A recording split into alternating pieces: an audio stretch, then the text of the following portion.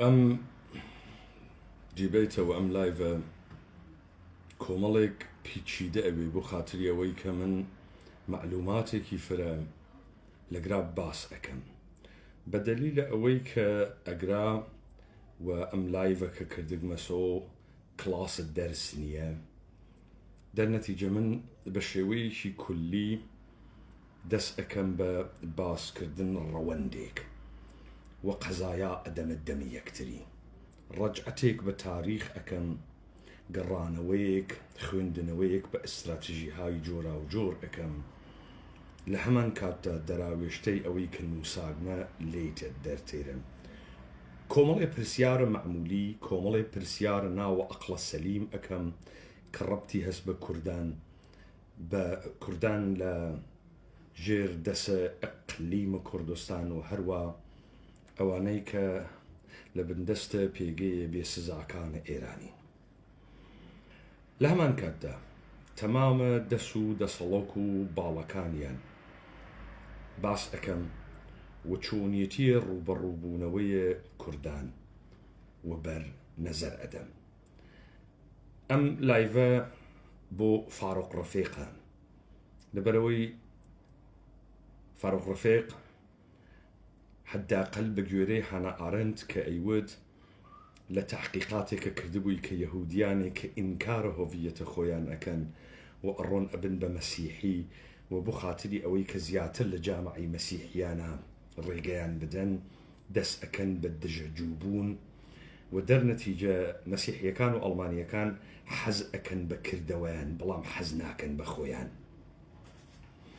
هەر بەم ڕوانگە منفیشەوە گەر تەماشای بکەی کارێک کە فاڕۆق ڕەفیقی کرد و مەرحومە فاڕۆق ڕەفیق ئەوە بوو کە سرنج کەسانێک لەم سەرزەمینە بەرەو ئەقلانیەت مەسیر و حرەکەتە ئەقڵ ڕابکێشێت و لە هەمان کاتیشا بزانێت کە هەر بوارێک کەسە تایبەتە خۆی گەرەکە بۆیە ئەو خەریک بوو تاریخێک لە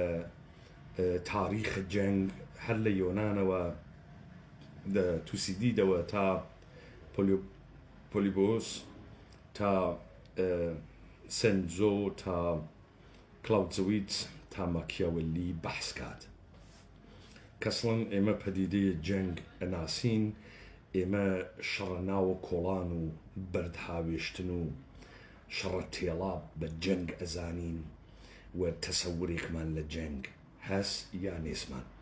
تەبیعەتەن ئەویش تەشخیصیدا بوو وەکو هەر کەسێکی ترکە ئێمە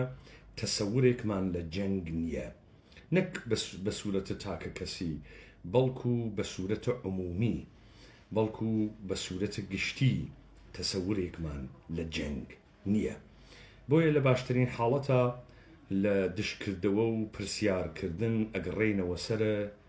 سەرەتایی ترین هەنگاوە تێگەیشتنە لە جەنگ ئەویش شەڕە تێڵاس ئیتریش مهم نییە کە لەکوێ بە چه ئامانجێک و چه ئامانجێک ئەپێکێت تەبیعەتەن ئەمە بە ئەندازەیە کافی بۆ شانۆگەری بەس ئەوێت بۆیە لە ئەمتدادا ئەو کارەی وە ئیشان نەیکرد و ئەجەل مەودای پێنەدا بە احتماڵە فرە من بە پێویستم زانی کە ئینسان کەسایەتی هایە کۆمەلگای خۆی و بیر بێرێتەوە و لە هەمان کاتیشاوە بیرتان بێنمەوە کە تاریخە جەنگ باسکردنی شتێکە ئەما ژێنڕاڵ بوون جەنگ سالار بوون ئینسانە تایبەت بوونیش شتێکی ترە بیستنە کۆمەڵی ڕەستە و نەبوونە هەزر و تەوان و هێزە بۆ جێبەجێکردن و تەطبیقکردنیشیان مەسئلەیەکی گرنگ و قەیرانێکی گرنگە خب سەرەتا ئەم لایڤە هەر کەسێک کە لەم بوارە و بە تایبەتی یاران گەرەکیانە دەرکێکی دروستیان لێبوێ چون من کۆمەڵی قسە ئەەکەم بەسەریا تێئەپەڕم زوان ئێمە هەسویاگە دووچارە ئینحیتات بووگە چه فارسی چه عەرەبی چه جافی چ موکریانی هەسویاگە لەبەرەوەی ئەوە نەمان چەمکە تێنێگەیشتوانە بەکار برگە و ئەوە نەمان زمانە خەسا و بەکار بردگە كوقتي قسأكين هيج معنا ومفهومي ناقيني وانا محاولة مان كرد قال لخومان كسايتي تايبة نشان بدين اويش بآرايش كردنا كوملي وشا زوان إنسان واقعي مان لدست داقة توان گزارش واقعية مانية اما هرو سوا جورج أورفيل بحثيكا لإن حتات زوان إنجليسي بويا يوديك تانا زوانة من السريح كرد بكل قرتن لمتافور استعارة دقيقا لذهن إيوات تداعية أو وزعية أكاك إما وين ناوية وإما بسرياتي فرين كواتا أوانتانا كداءنيشن أتوانا أم ديبيتا وأم لايفا سرطاكاني بنوسن من لكلاب هاوسا وهروها لكلاسا كان درس بويارانا خيزة كردوارة سربخو لوي لوانا كان آين كردانا بوردي أمانا بحثكم بيشيني تاريخيان بحثكم چوني تيه كار كرديان بحثكم بلان بطور كلي كالقرا قصأكم يك جملة يك رستة لدم من بإضافة نايتدرو يك وشة بإضافة نايتدرو أوي وشة بكارتيرم ما بستم هز أوي رستة بكارتيرم ما بستم هز كار كردي هز سرطا باليك رستة دس بيبكم ببرسياري دس بيبكم ولامي بدمو برومناو بابتك سرطاي أول مسك من بيمان حيدري رابرها خيزة كردوار سربخو بنياد نرى جهان كردي وآئين كردان لم دوري أخيرة وحي كروي أم جهانا برسيارك الروبروم أويتو يا أجر يارانيكم هسك براكنن بسراسر الجهانا چون أم فزا ياران وخلق أنوار نائمة وأحيانا للروبروبون ولا قل دولة إيرانية بير لو أكنو كبو دولة إيراني دسبو ياران إيمن ناوات بو سپاه پاسداران وزارة اطلاعات دستگاه‌های امنی دست بو ایمن ناوه بو حکومت هریم کردستان پارتی یکیتی دست بو ایمن ناوه یا یاران ایمن والله ما كان مسك سبب أولي هبون الرحبريتك كأوانا دائما ولا برچاويانا بس عليك بان تو وقت يجي دسقاها أمني وقت يجي إيران حفظن هذا أمنيتي هاس يعني ديان هزار كارمندي هاس أم كارمندانا كسان متخصص بوارهاي جورا وجورن درو الناسي اطلاعات روابط بين المللي قانون جامعة شناسي جامعة لوكال وجامعة هدف يعني كتو ميزي كتبو دروسكن بتايبتي اگر تو كرد بي ميزي كي تايبتي كرد بو دروسكن كومالي بسبور لدوري كو اونو كومالي معلومات لسر تو ازانن لسر جيجيك لدايك بوغي تايفة وعشيريك كليان هات كي تزدرو روند جيانت والهمان كاتا ميجو بيشيني تو والهمان كاتا ميجوية أسر معاصر حاو چرخ كواتا كسانا بسبور دائنين لسر أميزة تو لحمو بواريكا شروفبكا پروندت بودروسكا ملفت بودروسكا تاتو قابل خويندن وبي تاتو وكو تهديد بتوانن لجيجيكا كأجر حستيان كالتهديد وهيرشيكي جدي وهرشيكي جديد برخود لقلابكن بويا دائما أوانيك التسوري وايانانيا بيان وايك روجقارانيك ليك لدوايك تيتو أجيد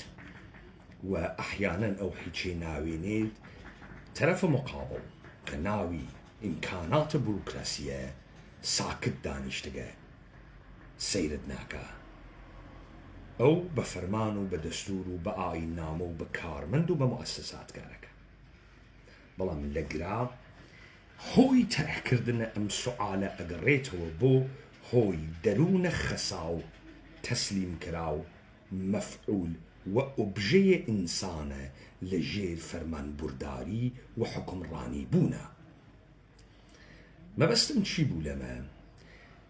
ئەوە سپاهە پاسداران نییە کە بڕیار ئەدا پەلامارە یارە ئێمە بە. یارە من ئینسانە مەعمولیە ناوە جامعە نییە. ئەمە نوکتەیە ئەوڵ.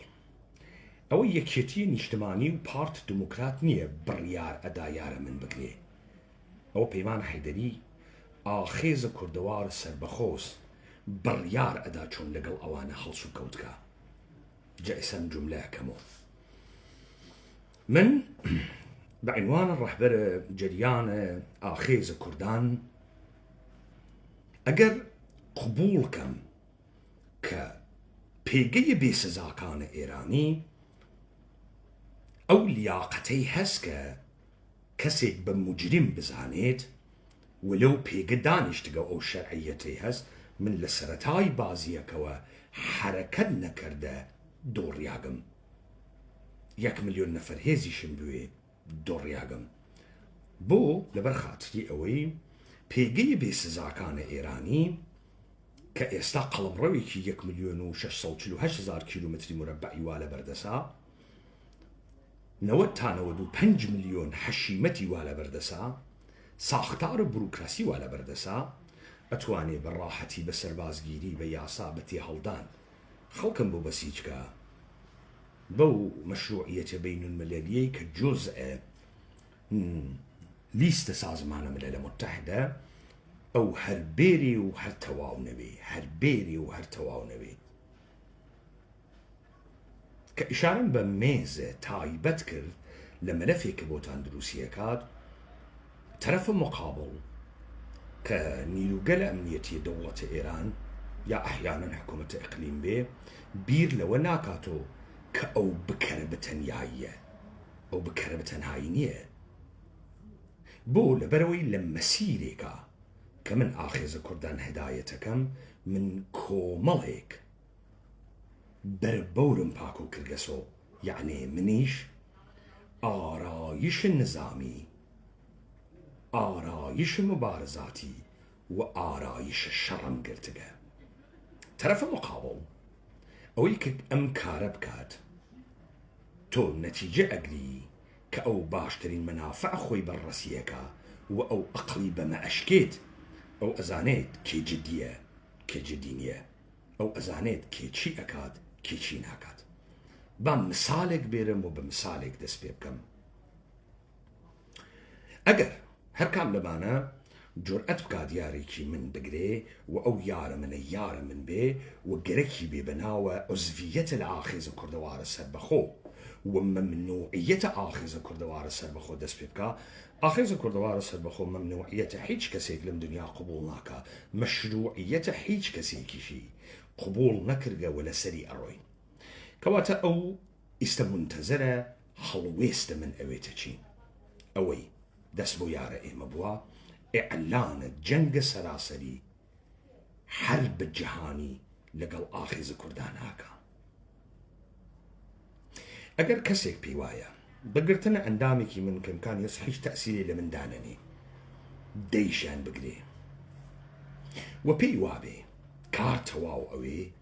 لەگرا ئەو کەسە تۆ بیوەیتە ناوە ژوورە تاریکیش بترسێت و بگری لەگرا پەیمانە حەیدەریە کە بڕیارەدات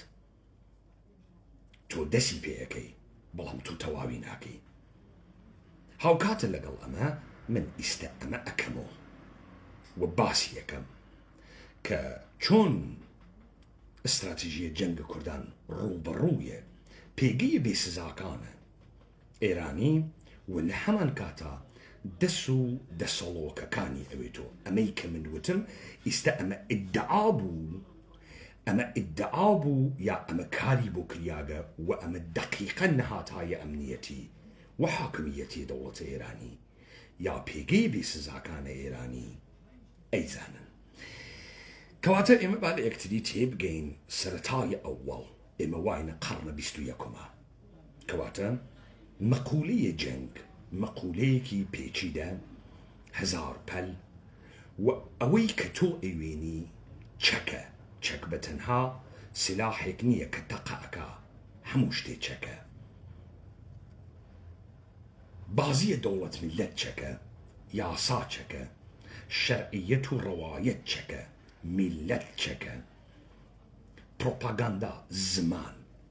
ئەمانە گشتی چەکن. هەر چەشنە شوناس چەکە. کەواتە ئەگەر تێگەیشتین ئەمە پانتاییەکی گەورەی هەست و وەکو ئەو گزارشە تاریخیانە نییە کە گویا 4,000 نەفەر و 5,000 نەفەر لە ژێرە فەرمانێکە کۆ ئەوون و بە نێزە و شمشێر و گۆڕینە دەم و چاوە خۆیان و ڕەنکردنی پەلاماری یەکتری ئەدەن. ئەمە ئەوە نییە بەتەنهایی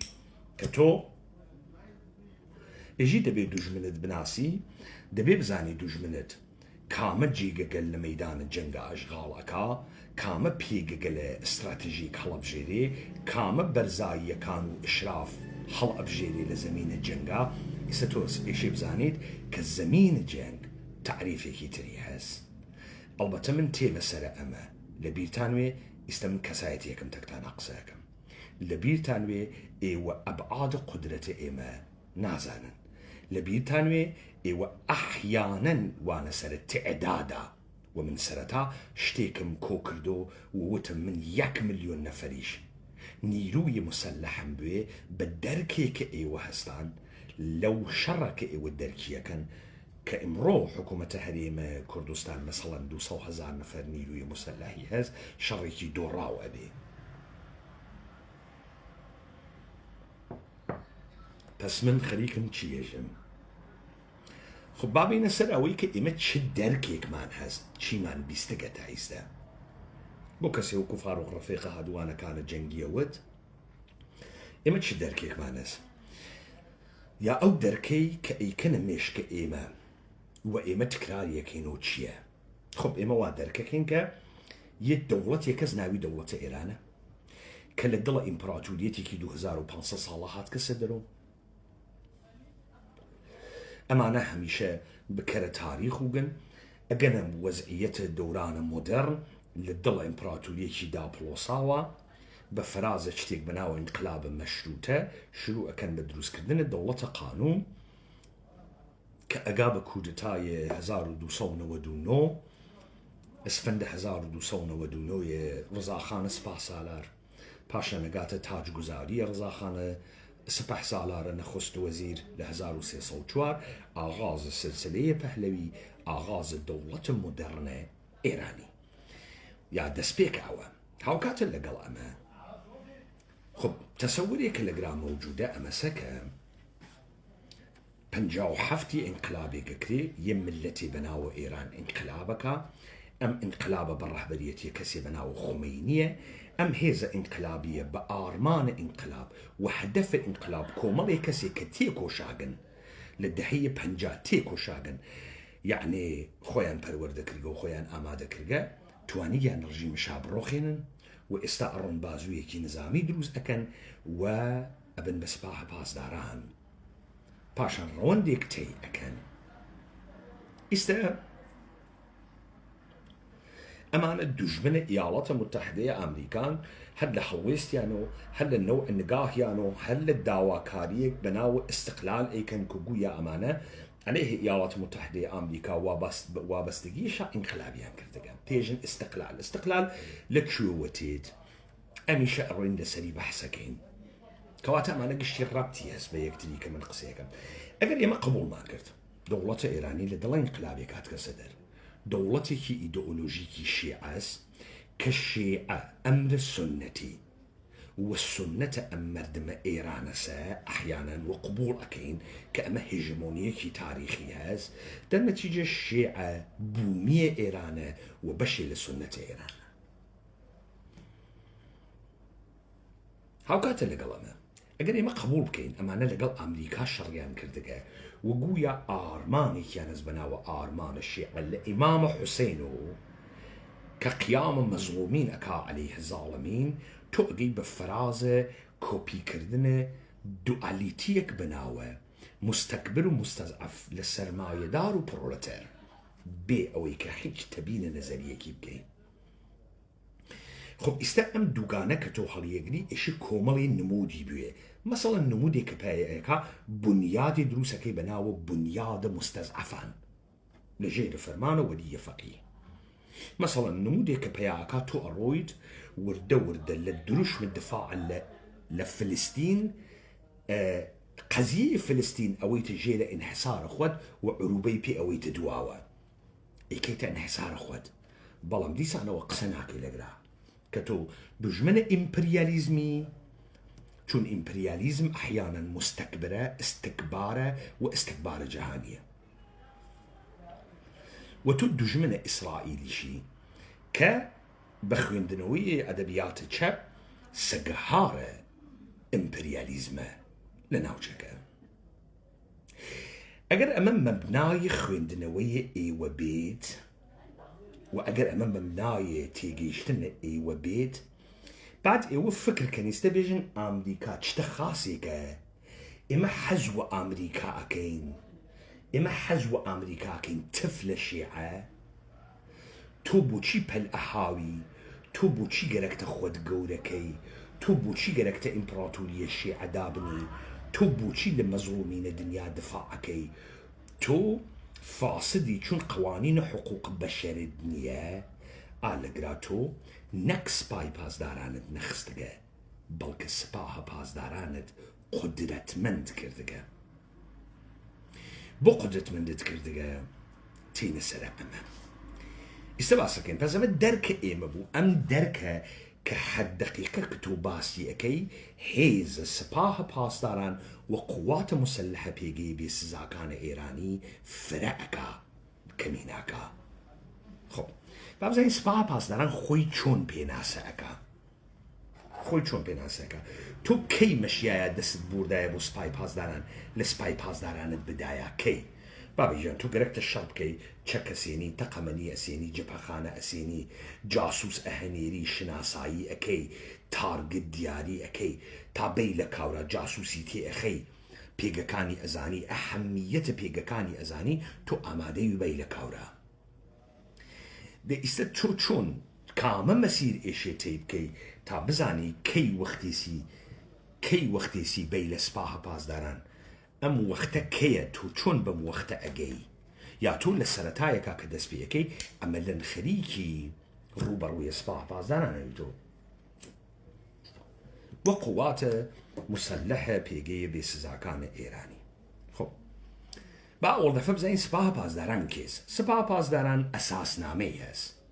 ئەساسنامە لەبەرەوەی سازمانە، ئۆرگانیزیشنە، ڕێکخراوەس. ئەساسنامەی سپاهە پاسداران وا خۆی پێناسەیەەکە ئێژێ مادەیە یەک. سپاهە پاسدارانە ئینقلابە ئیسلامی نەهادیست، ئەنستیتۆیەکە تحت فەرماندهیە عالیە مەقام ڕەحبەری کە هەدەفە ئان ئامانج سپاهە پاسداران نگەحبانی ئەز ئینقلاب ئیسلامی کەواتە لەگرا لە ساختارە پێگەیە بێسزاکانە ئێرانی بەناوە جمهوریە ئیسلامی، ئینقلاب ئیسلامی و دەستاوەردهای ئان و دەستکەوتەکانی بە کوشش مستمر و خەبات مستمر تێکۆشانە بەردەوام در راه تحقق آرمانهای الهی، ئامانجەکانی ئیلاهی، یعنی تێکۆشانە بۆ تحقق پەیداکردنە ئارمانەکانە ئیلاهی خداوەندی و گسترش حاکمیت قانون خدا و بەردەوامکردنی حاکمیەتی یاسای خدا طبق قوانین جمهوری اسلامی بر اساس یاساکان جمهوری اسلامی و تقویت کامل بنیه دفاعی جمهوری اسلامی از طریق همکاری با سایر نیروهای مسلح و آموزش نظامی و سازمانهای نیروهای مردمی است. خب سپاه پاسداران کیست؟ سپاه پاسداران هیز حافظ انقلاب اسلامی، هیز بڕێ و بەرەوەی متحقق کردن وعدەکان خداوەندی ئەمەسە و ئەم تەکلیفەی بۆ خۆی دائەنێت و قانون خدا بەر طبق قانون جمهوری ئیسلامی ئێشێ پانوبەرین بکاتەوە و لە هەمان کاتیشدا بۆ ڕاگرتن هێز قووەت جمهوری ئیسلامی هاوکاری تەکە قوواتە مسلحی تر بکات و لە هەمان کاتە خەڵکە جامعە مسلحکە، یعنی تەمامە ئەم مەداحین و مزگەوت و هەیئەت و بەسیج و تەمامە ئەمانە سپاهە پاسداران مسلحیانەکە و ئاموزش نظامیانەدا. ئێستا فەسڵە دوو مەئموریەتە سپاه چییە؟ مبارزەی قانونی توجه بکەن چەمکە قانون، مبارزەی قانونی با عوامل و جریانهایی که در صدد خرابکاری براندازی نظام جمهوری اسلامی و یا اقدام علیه انقلاب اسلامی ایران می باشند. کەواتە لەگرا ئێژێت مبارزەیەکی یاسایی لەگەڵ عوامل و جریانگەرێک کە گەرەکیانە خراوکاریکەن یا گەرەکیانە جمهوری ئیسلامی بڕۆخێنن یا ئیقدام عەلەیه جمهوری ئیسلامی بکەن. ئەمە مەئموریەتێسی هەڵسوکەوتی یاسایی. یعنی چیەکە؟ یعنی تۆ ئەکا بە جاسووسە دیگەران، ئێژێ تۆ جاسووسە دیگەرانی، جاسووس ئیسرائیلی، جاسووسە ئامریکایی، یعنی ئێژێ تۆ بەغی کردگە، یعنی دەسە برگەسە چەک. ئەمانە لەکوێ تێری لەبەرەوەی فکرەکە واقسەکە کە ئەو قانونیە هات کەسە دەرەوە لە ئێرادەی مەردمە ئێران لە پشتە ئینقلابێکە. ئەمە ئینقلابە مەردمە ئێرانوگە بۆیە وەختی دروست ئەوێ چەمکی دروستەکەن بەناو زد ئینقلاب لە ئەدەبیاتە جەهانە معاسرە. زد ئینقلاب. مادەی سێ مبارزەی قانونی، دیسان قانونی با عواملی که با توسل به قوه قهریه در صدد نفی حاکمیت قوانین جمهوری اسلامی. مبارزه گەڵ ئەوانەی کە بە بەکارهێنانە هێزە توندوتیژی گەرەکیانە یاساکان جمهوری ئیسلامی نەفیکەن، ئینکاریکەن. مادەی چوار اقدام همانند دیگر نیروهای انتظامی در جهت خلع سلاح کسانی که بدون مجوز قانونی اسلحه، مهمات، حمل و نگهداری می کنند. ماده 5 همکاری با نیروهای انتظامی در مواقع لزوم در جهت برقراری نظم و امنیت و حاکمیت قانون در کشور. حاکمیت قانون در کشور. قانون ایو گوتنده قانون. تبصره سپاه پاسداران انقلاب اسلامی در زمینه مأموریت‌های مذکور در موارد فوق به عنوان ضابط قوه قضاییه عمل می‌کند. یعنی سپاه پاسداران را هر کسی بگیره استنهاد که سروری قوه قضاییه لبین بوا، بلکه وەکو زابط قوەی قەزایی عملەکەیتر پێویست ناکە فەرمان لە قازیە بگرێ. ئۆڕەدی ئەم اتفاقە کەوتگە. دەست خۆش. ئۆڕەدی ئەم اتفاقە کەوتگە. همکاری با نیروهای انتظامی در جهت حفاظت از اماکن، شخصیت‌های سیاسی و مذهبی به تشخیص شورای تأمین محل. ماده 7 همکاری با ارتش جمهوری اسلامی در مواقع لزوم در جهت پاسداری از استقلال و تمامیت ارضی و نظام جمهوری اسلامی. پس ئالەگرا دیتان لە مادەی 7 پێتان ئێژێکە حفظ تمامیت ارضی ایران لە ڕوبەڕووبوونەوە تەکە دژمنە خارجیە بەر ئۆهدەی ئەرتش جمهوری اسلامی ئێرانە، نەک بەر ئۆهدەی سپای پاسداران. بەڵام سپا تێت یارمەتی ئەرتشەدا. نەقشە سپا چ بوو؟ حفظ جمهوری إسلامي وإيوة توجهتان كرك حد للترم قانون كالك ورقري قانون كالك ورقري خب أعماني واسباوتي نقطة زعف سباس نعم نقطة قوة سباس أما نك نقطة زعف اسبانية نقطة قوة سباس سوار بركامة فرز فرز بر أمسا ملة إيراني موجودة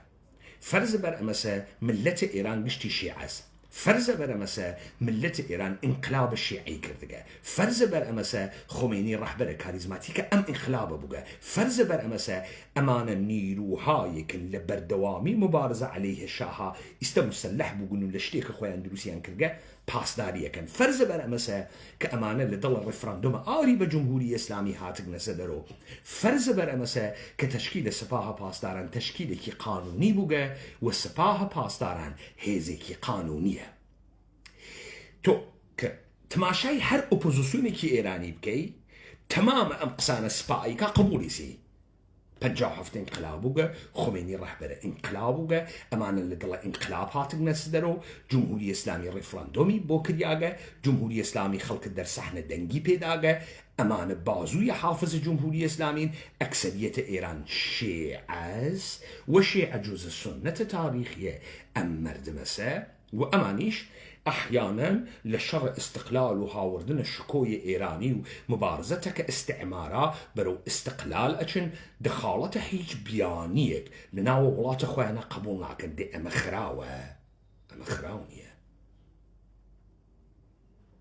امخراونية هر احمق اجي امخراوة انسان احمقيك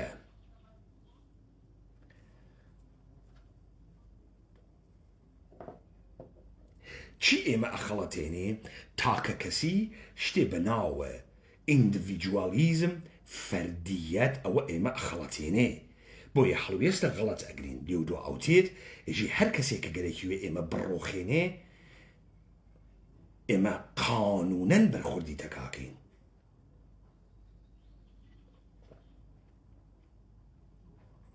خب آیا تو اما بو هر کسی لم دنیا هر کسی چینیه اندونزیاییه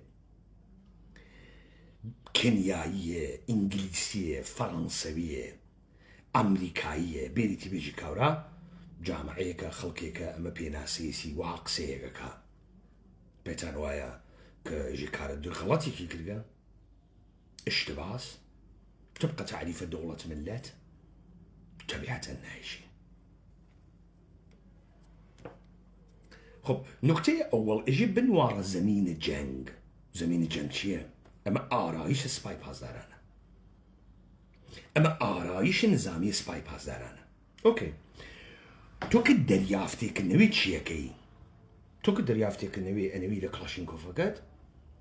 أروت سنة تبي أبيسي دو تقاكي لبسيجي أدقنن أتكوجن محكومي مجرمي فاسدي خائني ميسيونيري آلة الدسي خلطيابي صغيري ناداني براحتي تكوجين دس القوري أكيشي وسرتا أدقري زخمي أوي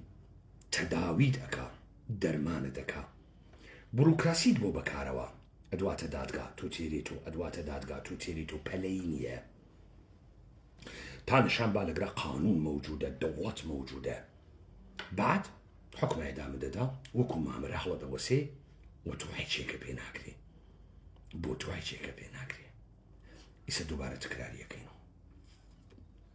سرتا وتم بريان نيلا دس سباي باز دارانا بريان ولا دس منها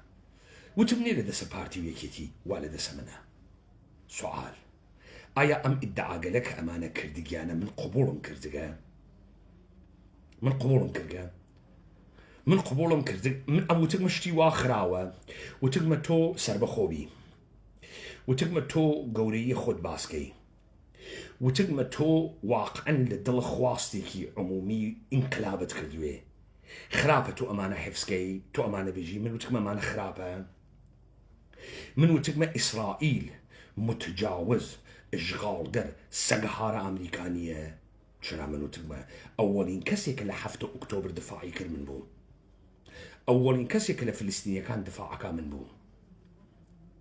دنگكيشي موجودة لايفكيشي موجودة من وتكما اماني كسبا جيتي خراوة لا اما نكتة هو كواتا من هم إرادة عمومي بلاو مهمة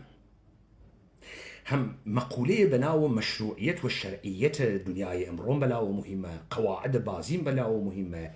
هم دركيكم لناسيوناليزم هز هم دركيكم لملت هز برتو بولا كردن جيل كردن اما زياتر تو خريكي بلزمين خلقية بازية كين تو كولاتيك بي تو كفرمانده بي تو كدولتي بي بو سربازة كانت إشي باشترين چكو تقمني وكرستو تجهيزات وإمكانات دروسكي تابي بيجي دروسة تو أروي تجبها ولي إما محاولة أكين تو نكجي تو باشترين إمكانات بيو سربكوي أجر أنا سياستك هز هر كسي كفرماندس كجنرالا إشي لشرا سركوي مسألة شر مسألة بونو نبونة مسألة سركوتن وجير كوتنه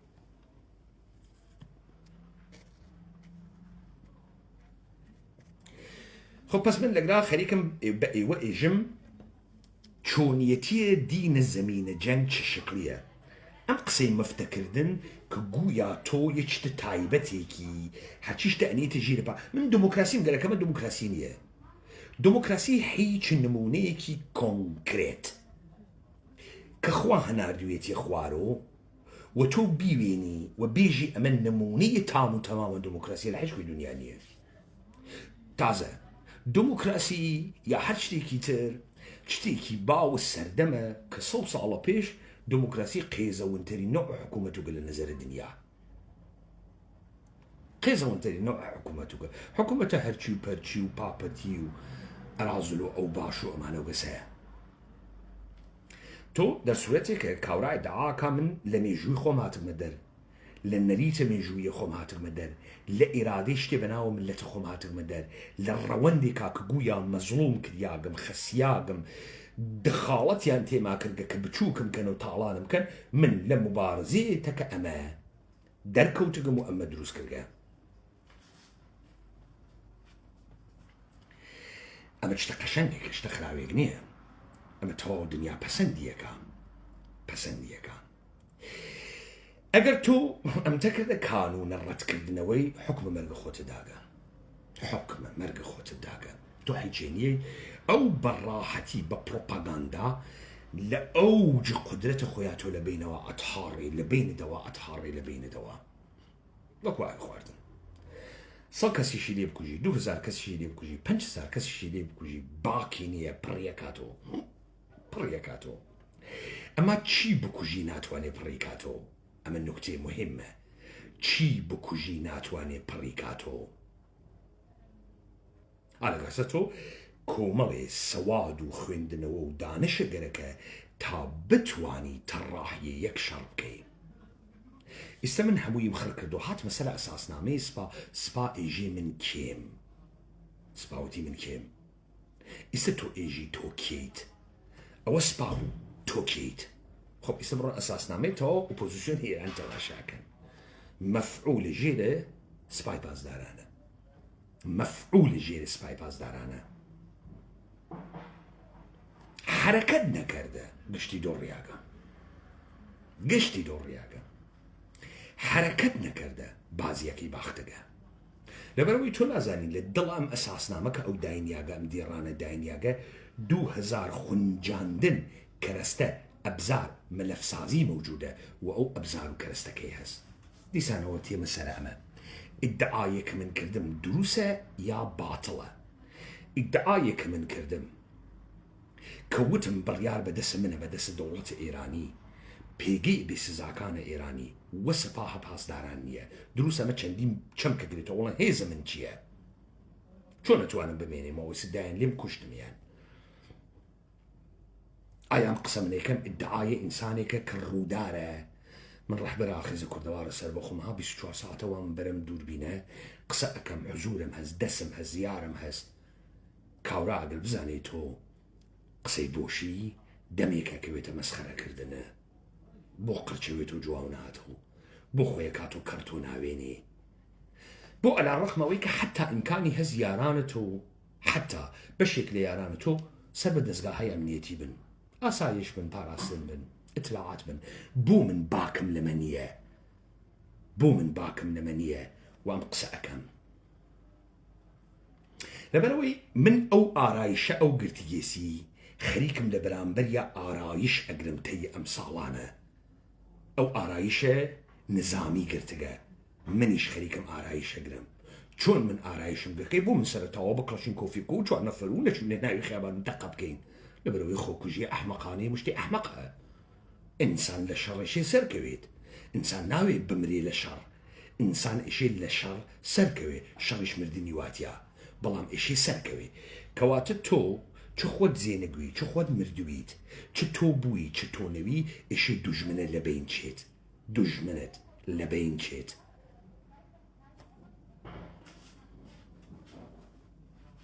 باعثە بێن ئەمە بەڕەسیکەین پس من وتم ئەمە نقطەی قووەتە سپاهە پاسدارانە زعف سپای پاسداران نییە ئیدعاکردن من پیاەکەم من ئەمەمە ئێمە دنیا وایە وێنین ئێمە ئیجازە نادین کەس دەخاڵەتی تیا بکە ئێمە بەر بۆ خۆمان ڕساڵەتێکمان دروست کردگە ئەمە ئیدعای قەشەنگێکە ئیدعای خراوێک نییە ئەوەی کە تۆ گەرەکتە خۆت ڕوو تۆکەی تۆ ویسکی بخۆی ئەوە نیشان لە فەسادە عەقڵە تۆدا تۆ بۆ منفعەتە شخصیە خۆت بۆ شەهوەتە ناو گەڵە خۆت ناتوانانی منفعەتە گشتی بۆیتە ژێرە سوال منفعەتە گشتی شتێکە بە ناو فەرهەنگە ئێران منفعەتە گشتی شتێکە بە ناو مێژووی ئێران منفعەتە گشتی یعنی ڕساڵەتە مێژوویە ملەتێ بەناوە ملەتە ئێران تۆ غەڵەتەکەی خۆت ڕوتووەکەی تۆ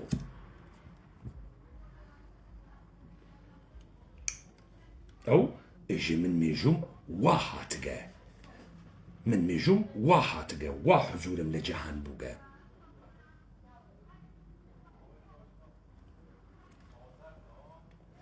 خۆ ئێمە ئێشێ چەندین چت سابت بکەین و تێبگەین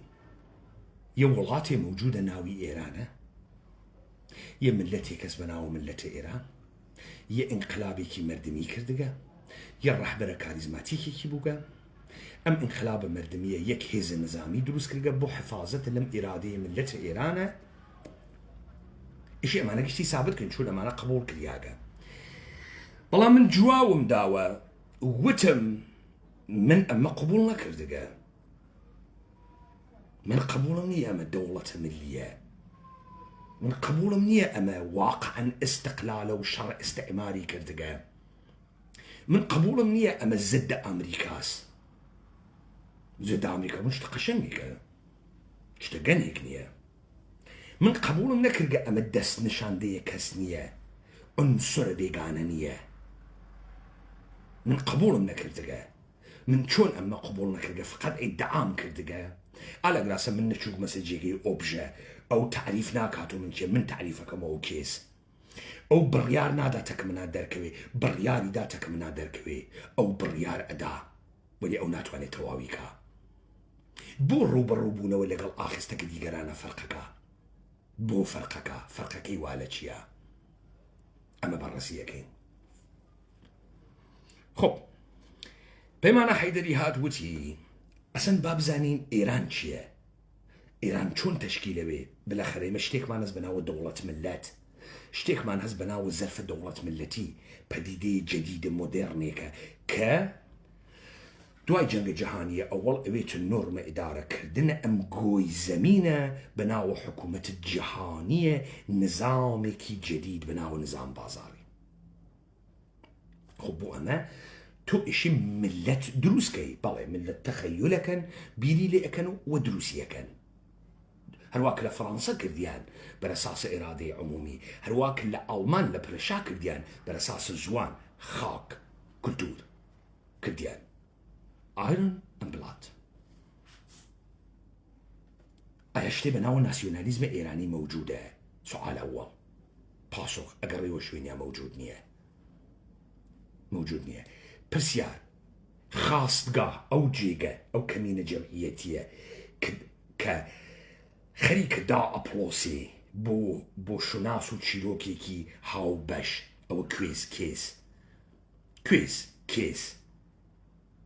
خاستگای بێژن خوازیار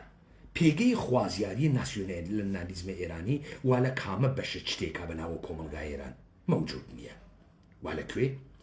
وا لە ناوە دەستگاهای دەوڵەتی، وا لە ناوە ئەرتەشە ئێرانە مۆدەرنە. خاستگاها ناسیۆنالیزمە ئێرانی وا لە ئوروپا نێ لە ئێران. ئەوەی کە تێرنی لە ئوروپا تێرنی پس لەگرا کۆپی پەیستێکە تۆ موافق ناوی ملەتی دروستکەی، ملەت دروست ناوێ. ئەنچێ کە پێی ئێژن ئێرانی هیچ چیرۆکە مشتەرەکێکی نییە، هیچ چیرۆکە هاوبەشێکی نییە کە حاضر بێ بۆ خاتری خۆ بە قوربانکە، وەکو ئەوەی لە ئاڵمان ڕوویدا، وەکو ئەوەی لە کاتە ناپلئۆنە لە فەڕەنسا ڕوویدا، وەکو ئەوەی کە لە ڕووسیە ڕوویدا. چیرۆکە هاوبەشیان نییە. ئەو کۆپی پەستەی کە لە ئوروپا کردویانە لەسەر و تەزریقیەکەن کە تەماشای ڕەوەندە مێژوویەکەی تەنانەت لە مؤسسەتەکانە دەوڵەتە مۆدەرن، لە مدعیەکانە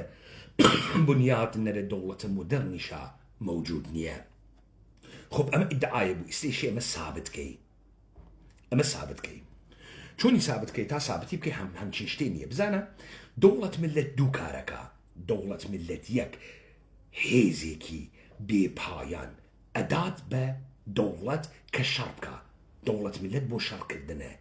بۆ لەبەرەوەی لە پشتە چیرۆکە ناسیۆنالیزمی تێ. چیرۆکە ناسیۆنالیزمی چییە؟ چیرۆکە ناسیۆنالیزمی چیرۆکە خۆ بەزلزانینە مەجموعەیە مردمە کە ئەم چیرۆکە باوەڕیان پێکردگە و ئامادەی گیانبازین بۆی. چون دەوڵەت ملت پەدیدەی جەدیدێکە و ئەم ناسیۆنالیزمە شتە قەشەنێکە زۆرە تەبەقەی حاکمە بێش ئەز حەدەکە لە تاریخ بێنەزیرە. هاوکات دەوڵەت ملت وەکو کاورای چێوارێ، وەکو کاورای مەڕدارێ ئەتوانێت جەمعیەت فرەکە، ئاپۆڕی جەمعیەت فرەکە، زاوزیان فرەکە، فرەیانەکە. ئەم دوو قودرەتەی هەست. لەکەی وە ئەم قسانە گۆڕیان مەقولەی بەناوە فاشیزم هات، مەقولەی بەناوە نازیسم هات، وتیان فاشیزم خراوە، نازیسم خراوە، با دەوڵەت ملت حیفزکەین لە جەنگە جەهانی دووەمەوە هات. لەبەرەوەی ئەسڵەن خەسیسەی جەنگە جەهانی دەوڵەت ملت خەسیسەی شەڕکردنە، هێزێکی بێپایانەدا بە تەبەقەی حاکمە. بۆیە لە جەنگە جەهانی ئەوەڵا هەرچی وزارەتە دفاع بوو، بەرگری بوو، ناوی وزارەتە ئافەنس بوو، وزارەتە شەڕ بوو، بە ئیفتخارەوە وزارەتە شەڕ بوو. ئەی بوو لە جەنگە جەهانی دووەم بووە وزارەتە دفاع، بووە وزارەتە دفاع. لەبەرەوەی ویستیان مەقولەی دەوڵەت ملت حیفزکەن، بەڵام کارکردەکەی بیگۆڕن.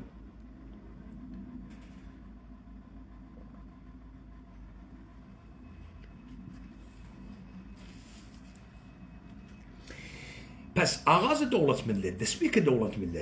ملەتێ دروستەکە کە بۆ چیرۆکە هاوبەش خۆ بە قوربانیەکە. جەنگە جەهانی دووەم ئێوە دیتان بۆ خاتری وەی ئەرتەش لەبین بووی، ئیشە ملت لەبین بووی، وەگەنە ئەرتەش لەبین ناچێ. دوای ئەمەی کە قەزیە ئاڵمانیان تەواو کرد،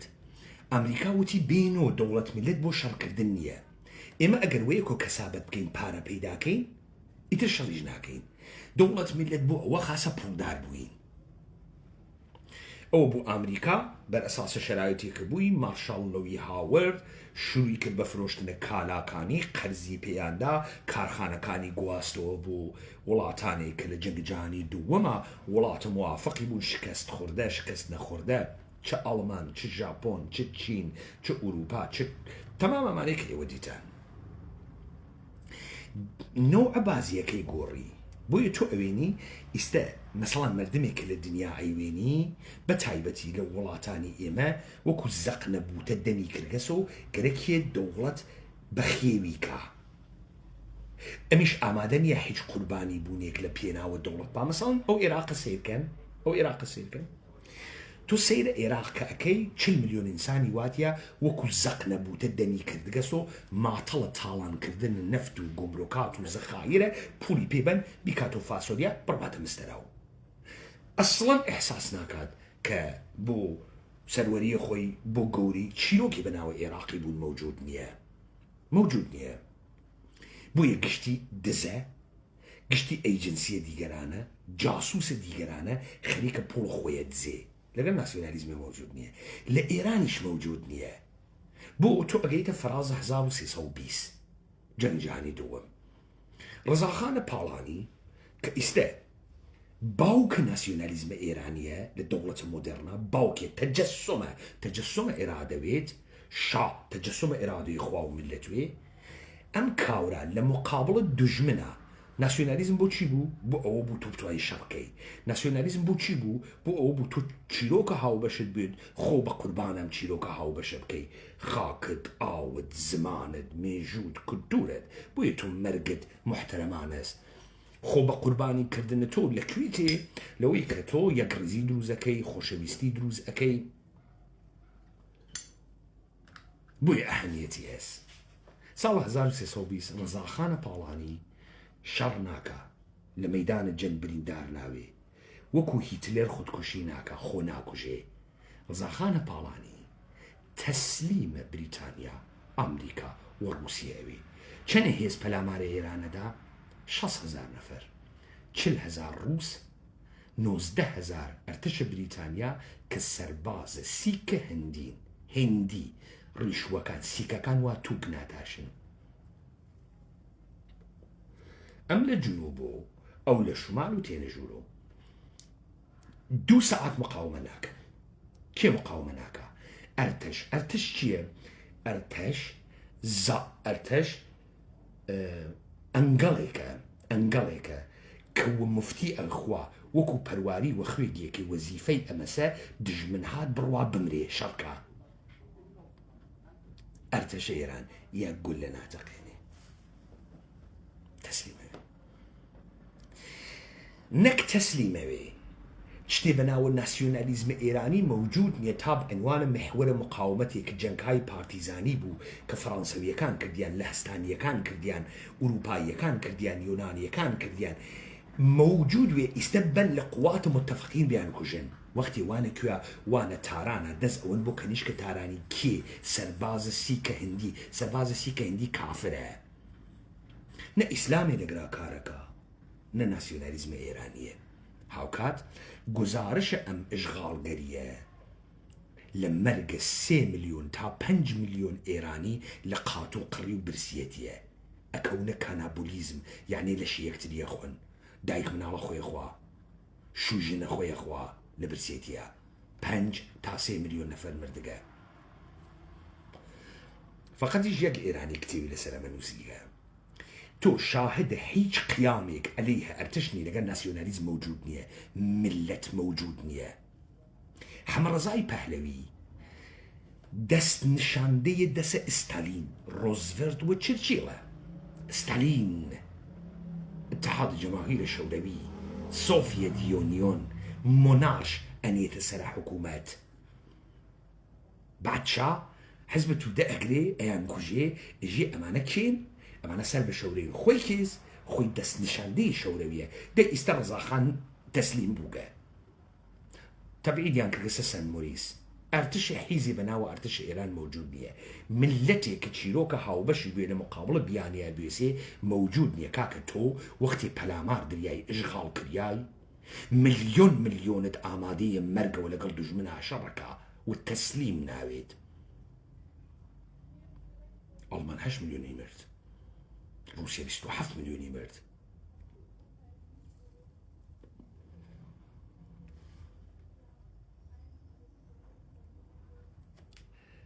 ئەمە وەزعیەتە ناسیۆنالیزمە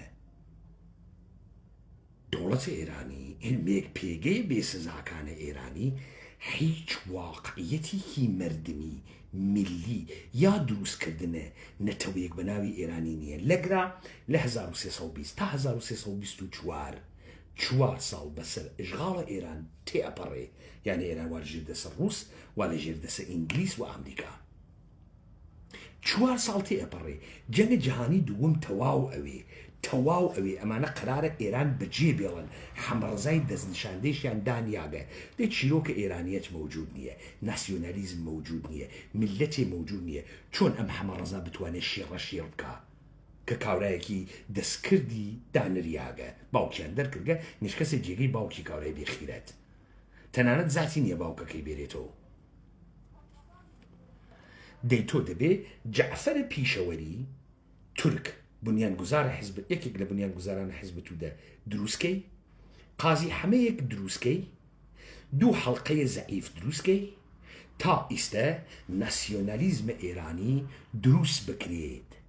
بە تارومارکردنە جەعفەرە پیشەوەری، بە خنکاندنە قازی حەمە. ئیستا چۆن مامە میهەن حەفز بوو، چۆن حکوومەت شاهنشاهی ئێران نیشان ئەدات کە ئێران و مامە و وەتەن و تەمامیەتە ئەرزیەکیش هەست، چۆن ئەمە نیشان بدا؟ خۆ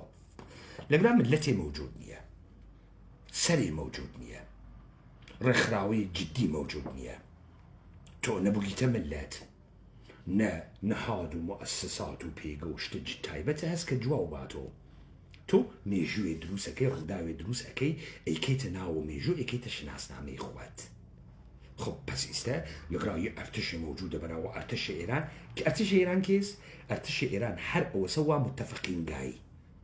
بووە جاکەشە متتەفەقین. ئیستا هات چی کرد؟ گەڕۆکی هات، قازی حەمەی گرۆک و مامر ئاوێزانی کرد، 1 هەفتە بەناو مەهابادە خەڵک سەیری کرد. ئەوش لەکوێ؟ لە شارێ بەناو مەهاباد. مەهابادێک چەند جەمیەتێتی 10,000 نەفەر جەمیەتی نییە.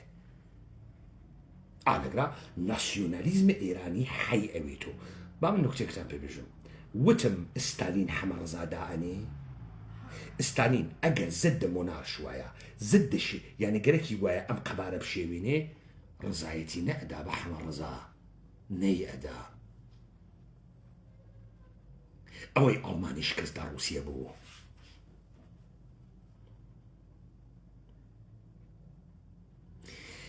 پس ئێمە گەرەکمانە چی باتڵ بکەینەوە؟ ئەمەی کە ئەمانە گەرەکیانە بێژن ملەتێکیشیان هەست، شتێکیشیان هەست بە ناوە ناسیۆنالیزم، ئیشی بێ جواوە ناوێ دەرچێت، ئیشی بێ جواوە ئەمە بداتەوە. ناسیۆنالیزم دەراوێشتەی هەست. تۆ بە یاسا قسە ئەەکەی، تۆ بە قوانین قسە ئەەکەی، تۆ بە زەرفە تعریفکریاگە دەوڵەت ملەت ناسیۆنالیزم قسە ئەەکەی، تۆ خۆت سوورۆ ئەەکەی تۆ کە گویا تۆ یە ناسیۆنالیزمێکت هەست، ئەم ناسیۆنالیزمە ئۆبوهەتی خۆی دەرنەزەرەگرێ، تۆ لەگەڵ ئۆبوهەتێکە نییە، نە ئۆبوهەتە هەست، نە گەورەیت هەست، نە شکۆت هەست، نە خۆ دەراوێشتەکردنت هەست. ئەم ناسیۆنالیزمە تۆ لە بەرامبەرە دیگەرانە هیچی نییە، بۆ من دەمەکەی تۆ خۆت زاق و زووقەکەی کە گویا تۆ مهمی، ولی تۆ دۆڕیاگە دنیای. ئەمە نکتەی ئەوەڵ. نکتەی دووەم، ئەگەینە سەر پارادایم شیفتە 57. ئینقلابە. ئینقلاب چۆن ئەفامین؟ ئینقلاب وا ئەفامین کە کۆمەڵی باوەڕە جدید و کۆن لە دەراوێشتەکردن شتی بەناوە مەردم، یعنی لە عەسر جدیدا یە مەردمی یە خەڵکی مەوجودە. ئەم خەڵکە عاملیەتە سیاسی هەست، ئێرادەی هەست. تێنە سەر جان لاک لیبرالیزم. جان لاک ئێژێ چی؟ جان لاک ئێژێت کە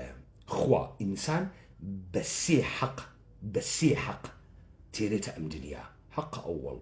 حەقە مالکیەت، تعقیب خۆشبەختی. حەقە دووەم حەیات، حەقە سێوەم ئازادی. جەوامع بۆ دەوڵەت دروزەکەن بۆ خاتری ئەوەی پارێزەرە ئەم سێ حەقەوێتە: تعقیب خۆشبەختی و مالکیەت، ئازادی و ژیان. بۆ ئەوە دەوڵەت دروزەکەن. وەختی دەسەڵات، وەختی ئیختیارە خۆیان ئەدەنە دەسە کەسی هەڵیە بژێرن کە لەم سێشتە دفاعکە. ئەگەر ئەو کەسە لەم سێشتە دفاعکە، کار خۆیەکە. وتوش فرمان بيبوي اگر امنك او جار نك مشروعه بلك تكليفه وكو انسانك جوهري آزاديه تكليفه رابريت ولا بيني بوات اما لاعلامي استقلال امريكا شاهز تكليف الرابري انا قاعد اشتي بنا والرابرين سوجي بمردم بخاطري وي ام حاكميه الاراديه ام مردم هات كسدلو استنهلكو يكام حاكميه خيانتك سوء استفادتك اشي مردم قيامك اما او بعدين شويته هوي بريك وهم كلسري ادوين هر اميك دايان نياغا او جاره ام توهم بتو داكي مردمك اشي اراده بكات وبيت قيام كات خب تو بخاطري اما يشد دركي كلا ازادي بي لمالكية بي لحياة بي تو بو امانه اشي زرفێکی باوەڕیت بێ ئەم زەرفە باوەڕیە لەسەری کارت کردوێ کۆمەڵی ئینسانت دروست کردوێ تا ئەم کۆمەڵە ئینسانە بتوانن لە جەمعیەتێکی پەراکەندەیە بێسەر بە سازماندەهیکردن ئێرادە دەربێرن بە فەرمان ئەو دەرکمنە ئینقلاب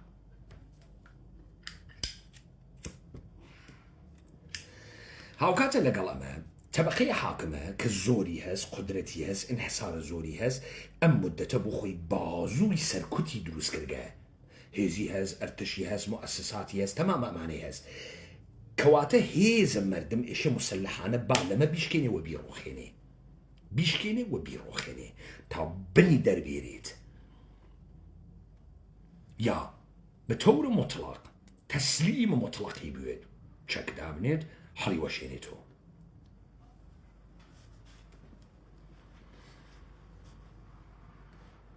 خميني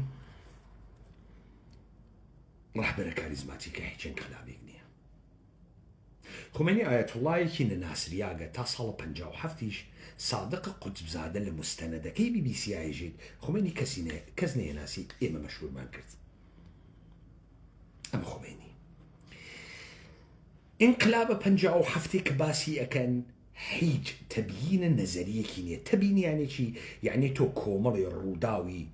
پرشو بلاو بتواني بيان ديت الدمي يكتري تا قابل تيجيشتن يبوتو امرو داوة تو تبينكي بو لكشوي دسمان بيكت بو كشوي جيشتين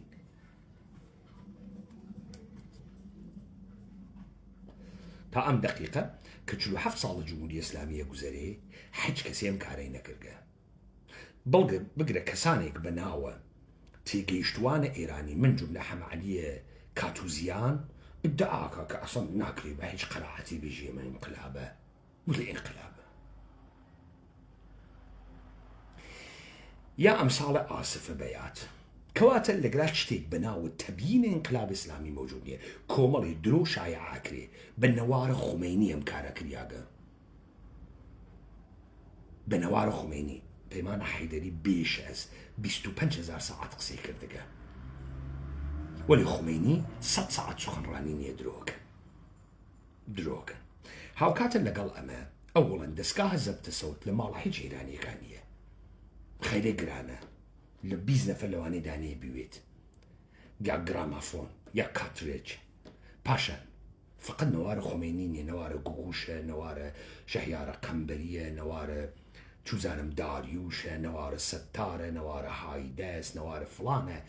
نجنج طاقة جويدانة بترطرة خمينينية خلقيا ورا كافلا لزارة خريكة الرقصي ياتو استيشي هستي امنشان بي اجن شبكية الروحانيات امكاري كرقام دروكن سال 1357 جمعية ايران 36 مليونة لم 36 مليونة 12 مليوني شهر نشينة 24 مليوني لادية كان هيج دركي كيانية وهيج وابستقية كان بالدولة المركزية وقشتي شان أكسنا عاشق شان 12 مليون جمعية شهري هز تقريبا هیچ لادەیە مزگەوتە گەورەیەکی تیانە هیچ مەلایەکی سیستەماتیکیش نەهێنریاگە موجود نییە. ئەمە بعدەن گشتی قستەلاشێکە کە دروستی بکەن و دروست داوێت. پس تماما دعانە باتڵە قابل ئیسبات نییە باتڵە. بەڵام کاوران نەڕە چیەکە نەڕە ڕەوەندە ڕەواییە جەریانێکەکە وەکو پارەدایم شیفتە 50 ئیستا کێ بۆ کێ تەئیدیەکە مجاهدینە خەڵق تەئیدیەکای ئینقلابە چریکای فەدایی تەئیدیەکە ئینقلابە سەهەن تەئیدیەکە ئینقلابە کۆمەڵە و دموکرات تەئیدیەکەن ئینقلابە کاکەحمەی تەئیدیەکە ئینقلابە ئەوەی تۆ سەر و نەهاد ئەوێنیت تەئیدی ئەکا ئینقلابە بۆ چون تەمامە ئەمانە لە ڕۆژە 22 بەهمەنە 57 ئەوونۆ نێرەکەر ئەوونۆ چێرە ئەمانە کێوگەن تا دوێکە مشتێ خوێڕی و تی هەڵدریا و 20 ساڵە و 25 ساڵە و 30 ساڵە و سەری تەکی قنیا قەمچانەکە حەجێ نییە ئیستا بە 22 بەهمەنە 57 کاوراوێتۆ قارەمان حەجیشی نەکردگە حەج لە خۆی و ئەوێت و قارەمان چییە چون دوودانە جوزوەی خوێنگەسەوە ئەحیانەن ماهیسیایە کوچولوی خوێنگەسەوە سەوارە بەرنەتیجە گشتی ئەوێت و قارەمان وەکو چی وەکو ئەوەی کە دوومانگە پێش گشتی ئەو شازدەبازی دوومانگ ئینتەرنێتیان قەت کرد کەس و ئیستا گشتی بووگەس و سپاباز کەسیش وەبیری نایەت و شازدەباز و وەکو ئەوەی کە ڕزا پالەوی دووە کە تێت ئێژێت نەمایشە ڕژەیە سپاهە نەمایشە ڕژەیە ساواکە غەڵەتە ئەم تۆندڕوانە یا ئەتلاعاتی نیان نهێنە اختیارە منە کۆی کردو سەلتەنەت بازی و کۆ ئەوێتەوە خب ئیستا نەتیجەیە گیریاگە نەتیجەکە چییە چۆن ئینقلاب جمهوری ئیسلامی سەرکەوت چۆن سەرکەوت وەڵا ئەرتش ئیعلام بێتەرەفی کرد دەرتش بۆ ئیعلام بێتەرەفی کرد بۆ کردی لەسەر چی کردی ئەرتش بزۆرگ ئەرتشداران فەرماندەیوگە ئەرتش بۆ تەسلیم بوو ئەرتش ساڵەم وا لە ناو پادگانەکانە 700,000 نەفەر نیروی هەست مکانیزەترین ئەرتشە نیروی قدرتمەندە هەوایی هەست نیروی زەمینی هەست لەشکرە مکانیزەی هەست ئەرتش بۆ تەسلیمەوێ لە بەرامبەر کیا تەسلیمەوێ کێ تەسلیمی ئەکا چۆن ژنڕاڵانە ئەرتش فکر کودتای نظامی ناکەنەوە بۆ فکر کودتای نظامی ناکەنەوە بۆ نەیانگەرەکە خۆیان حکوومەتکەن کێ ملیان پێنادات کێ لەگەڵ کامە سازماندهیە ئیجتیماعیە منسەجمە مەردمیان ڕوبەڕوون دادەی بابا ئاپۆڕەیە خەڵکی بێریتێ ناو خیابان کۆمەڵی دروشمە ئەحمەقانەیە سادە بدات ئەمە هێزە سازماندهی شدەیە قدرتمەند نییە چی ئەمە بە تۆ سابتەکە خۆ ئێستا ئێمە چین نەقدێکمان کرد لە ساڵە 57 سابتمان کرد ئینقلاب نییە هەر لە 15 ئابان و ئیعلامیەکەی شا تا ئەنوا و ئەقسامە ڕەفتارە خومینی تا باتڵکردنە شۆرای سلتەنەت دانانە شۆرای ئینقلاب ئیعلامیەکانی یەک لە دوای یەکی دروستکردنە دەوڵەتە موقەتی لە نەهزەتە ئازادی وە لە ملی مەزهەبویونە جبهەیە ملیەمان 12 نەفەر نیەن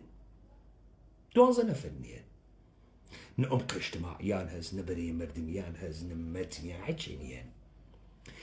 نەمایشێک ئەدەن لە گوزارە لە یەک دیکتاتۆریەت بە یەک جمهوریەت بەناوە دەوڵەت موقەت لە فاصلەیە بینە ئەمە چون هیچ نیرویە موجود نییە شایە بخات هیچ نیرویە زۆری نەهاورگە میل ئەسلحە بێرێتەوە بەسەر ئەرتەشا ئەرتەش تەسلیم بێچەکەکە دانێت موجود نییە و بۆ خاتری ئەوەی کە خومینی هیچ سازماندهیەکی نەوگە فیشەکێ بتەقێنن یەک سازماندهی نەوگە 4 نەفەری بۆ بێرێتە خیابان درۆەکە لە سازماندهیە چریکایە فەدایە کە 100 نەفەروگن 80 نەفەروگن ئازاد دەکرێن دەیمانگ مجاهدینە خەڵق 1 نەفەر سەمپات هەواداری نییە ئەوانەی لە زیندان ئاخات 55 مجاهدینە خەڵق کولەن بن بڕەکرێ ئەوەی لە زیندان ئازاد دەکرێ ناوێتە 100 نەفەر ئەوەی مجاهدین ادعاکەن 130 نەفەروگن کێ ئازادیانەکە بەختیار ئازادیانەکە وەلێ چون ئەمانە جەنگە چریکە شاریان کردگە توانە سازماندەهیان هەست دەبیریشتان نەچێ ئەمانە کۆمەڵی ئەمەلیاتیان کرد کۆمەڵی تەقینەوە و سیاح کەل و کوشتنە ئامریکاییەکان و قرموقاڵێکیان دروست کرد ئێستا لەحزەی گرتنە خەڵکێکە ئەحساسەکە کەسێ نایگرێت ئەحساسەکە ئێستا ئەتوانێت وجودێکیش لە خۆی نیشان با ئەمانە کێن ئەمانە ساڵە 42 هاتبن کۆمەڵی زەمینیان لە ئەترافە تاران گرتکە تا جەمعیەت بۆ ئێران دروستکەن کێن وانە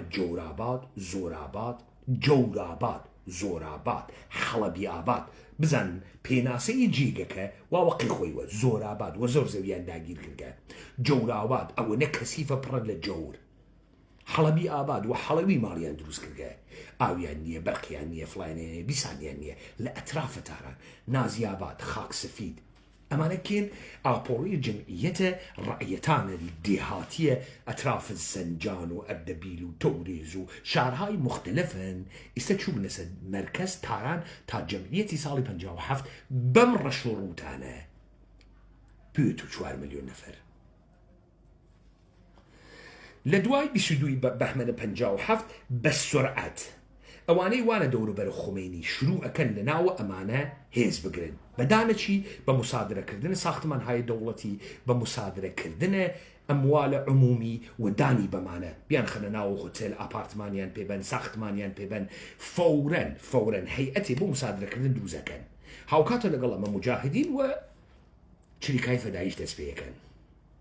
وما بەقیە جەریانەکان کە ئەوەش دیتەن لەم کوردستانە کۆمیتەهای مەردمی تشکیل بوو کشتی ئەسڵحەی گرتە دەست و یەکێ بڕنەوە کوڕێک و یەکێ جێسێ سووتیاگێک و دێ و بەڕاستی و ئینقلابمان کردەگە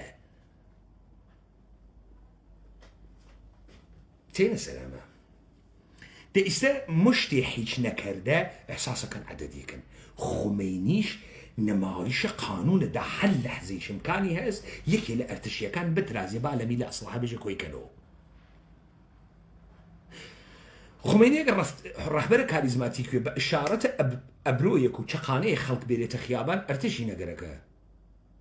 ئەو خەڵک تێرێتە خیابان نەیگەرەکە خومینی بازووی نظامی بۆ چی ئامسپا بۆ چیزی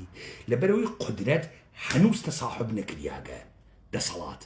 و خومینی بازووی نظامی گەرەکە ئەمە بگرێت بازووی نظامی گەرەکەم قودرەتە بگرێت خومینی گەرەکێ بیگرێت بۆیە 23 بەهمەنە 57 چریکای فەدایی و مجاهدین نەخلق سەفارەتە ئەمریکا گرن چون باوەڕهای چەپیان هەست ئیبراهیمە یەزدی بە کۆمیتەیە ئینقلاب ڕوادەریان تێرێ نایەڵێ خۆ سەپای پاسداران عەباس دووزانی نەخڵەکە کە ئەو محسەنە ڕەفیق دووست و محسەنە ڕزایی ئەڕۆن خومینی لە قوم ئەوێنن خومینی وا لە قومە خومینی مەقامە ئیجرایی نییە نیسی ادعای مەقامە ئیجراییش نایکات بەحس لە قانونەکە حکوومەتە شا غەیرە قانونیە بەحسە قانون ئەکا خومینی بە قانون قسە ئەکا خومینی وەختی شۆرای سەلتەنەت دروزەکەن تارانی ئەچێتە پاریس تارانی ناوێنێ کە ڕئیسە شۆرای سەلتەنەتە حتا تارانی ئیعلام نەکا شۆرای سەلتەنەت غەیرە قانونیە قانونی نییە یاسایی نییە تا ئەو دەوڵەتە موقەتی معنا پێیاکە شۆرای سەلتەنەت لەبین بووە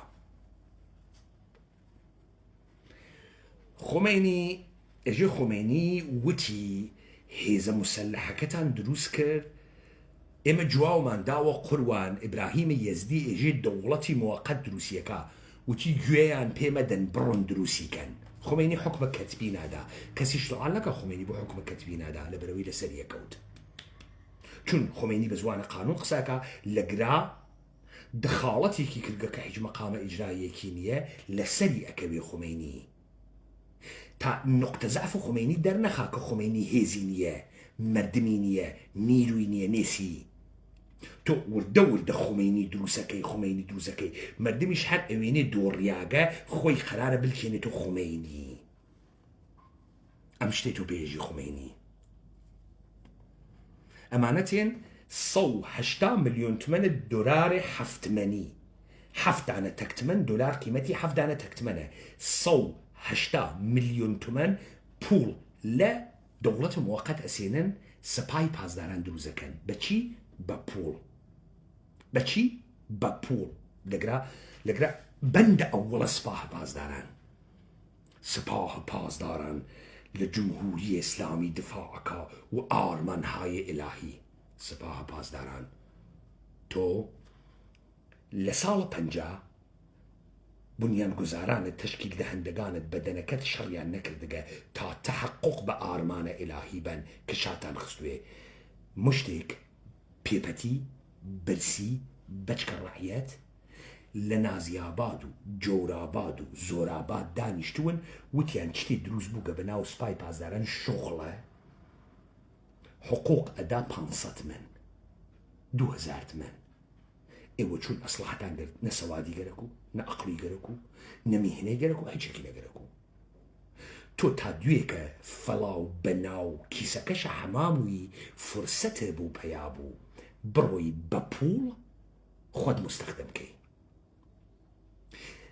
ئیسە دوو گوزارە ئێژین وا لە بیرتانە سپا ئیدعای ئەکرد قانونی بەرخوردەکە سپاه پاسداران موجودیەتە قانونی نییە کڵاوی نیاگەسە سەر مەردمە ئێران درۆیان وتگە کڵاوبەرداریان کردگە و دەرئەسەر خودەئە پوڵ و دزی بە وجوداتکە سپاه پاسداران موجودیەتە قانونی نییە پس لەگرا ئینقلابێ موجود نییە انقلابێک ئێرادەیە مردمێکی موجود نییە نەمایشی لە قانوندانیان خۆی غیر قانونی و کڵاوبەرداریە خود سپا بە کڵاوبەرداری دروزەوێ سپا پاسداران موجودیت قانونی نییە لەوە مهمتر مەئموریەتە ئیلاهیە کە بەحسیەکە سپا پاسداران مەشروعیەتە ئینقلابی نییە نیسی هیچ کام لەمانە چیرۆکە دەهەیە پەنجایان نییە مشتی درۆزن هاتگن کۆپیەکیان کردگە سپای پازداران کێ دروستی مجاهدین انقلاب اسلامی مجاهدین انقلاب اسلامی کێن 7 جریان ئەم جریانانە کێن منسورون و فەلەق و ئومەتە موحدە و ئەمسالەهم وەکو یحیا ڕەحیم سەفەوی و سپاه خوزستان و ئەوانەی کە سەردار ڕەشید و زۆلقەدر و ئەو زۆلقەدرە ئیستە وا لە شۆرای ئەمنیەتە ئەو سەردار ڕەشیدەی وا کوشتیان شەمخانی و محسن ڕزایی و ئەمانە کێن ئەمانە خەڵکە یەک ناوچەن خەڵکە ئەهواز و ئەندیمەشک و خەڵکە خوزستانن خۆ نکتەی مهم ئەمەسە کە تۆ ئەگەر ئینقلاب کردوێ لە ژێرە ئارمانێکە سازماندهیت کردوێ ئەوەڵین اتفاقێکە بۆت ئەکەوێت و جەزبە سازماندهی سازماندهی دانەیە کرمانی دانەیە مەشەدی دانەیە سیرجانی دانەیە ماکووی دانەیە تەوریزی دانەیە شیرازی لە ناوە ماڵێکا کۆ ئەکاتۆ ئەمانە ڕەفاقەتیان وەیە کۆ ئەوێت لە کاتە مبارزاتە نهێنیە وەختی تۆ ئەم تەکەسۆتە نیە لە هەستەکانیان و ئەم هەستانەی تحتناوە منسورون و ئومەتە موحدە ناوی ئەوە قاڵە بن هەستەهای شاریەکن کە ئشتراکە هاوشاری بوونی واتیە نشان ئەدا کە لەگرا ئیدەی خارج موجود نەوە کۆمەڵی هاوشاری جەموگن کۆمەڵی ڕفێق جەموگن تەنها نقطەی مشترکیان هاوشاری بوونە ئیستە موقعیەتی فراهەم بووگن جەعلە تاریخەکەن تا بخۆیان شناسنامەی دروستکەن هیچ شەواهدێ هیچ ڕەوەندە تاریخێکیان نییە هیچ کارە مهمێکیان نەکردگە پس تۆ لەگرا ئەوێنی اتفاقی لەگراکەوێت لەگرا ئیدئۆلۆژی موجود نییە مشتێ بەچکە زرنگە پاپەتی لە خومینی شەیادێک کە ڕەهبەر هیچ ئینقلابێک نییە هیچ وەزنێکی نییە کە میسل لە ڕەوەندە ڕەوایی باسیەکەم هیچ وەزنێکی نییە لە ئارایش و کڵاوبەرداریە بۆ قەبزەی قودرەت ئەڕوونە بەرەوە چ کارگەلێگەکەن ئەوەڵەن بۆ تۆجیهکردنە سپای پاسداران ماجرای کوردستان دروستەکەن تەسلیحە کۆمەڵە و دموکراتەکەن تا سپای پاسداران تۆجیهی بوێت کە نیروی ئینقلاب تەکە زدە ئینقلاب و بەرگرتنە لە تەجزیە کشوەر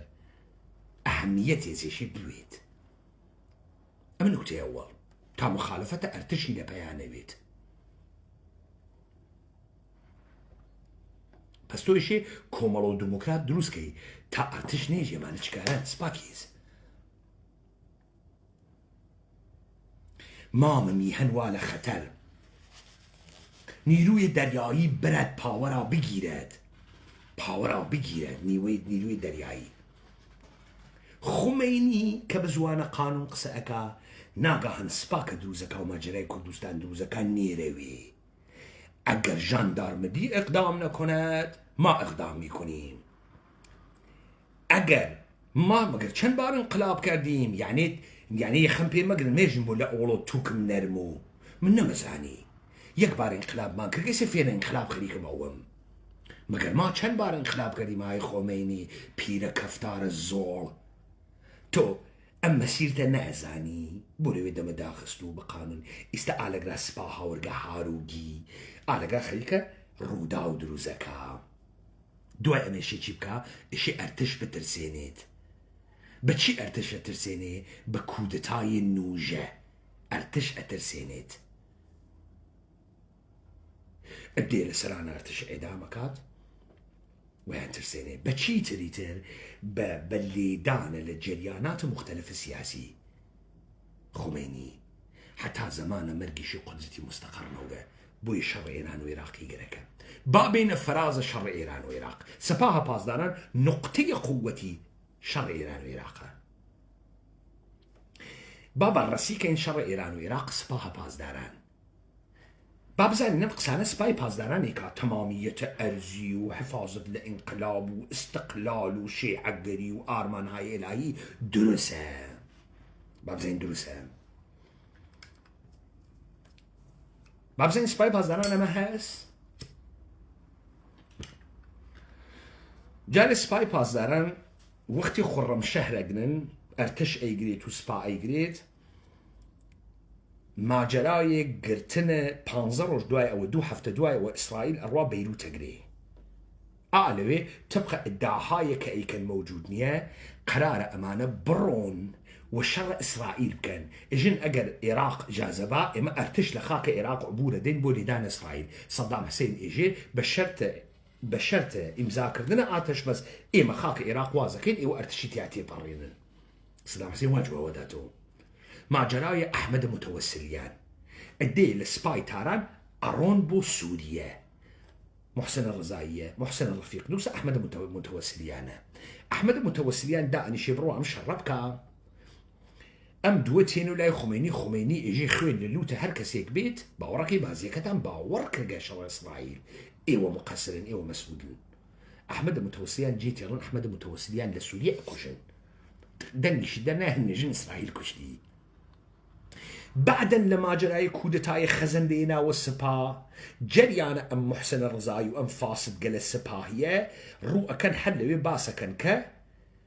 ئەحمەد متەوەسلیان دەریا دانێکی کرمۆڵ و فڕەماندا کودتای خەزەندەی سپا کودتایەکە کە سپا تەرەفدارانە ئایەتوڵڵاه منتەزری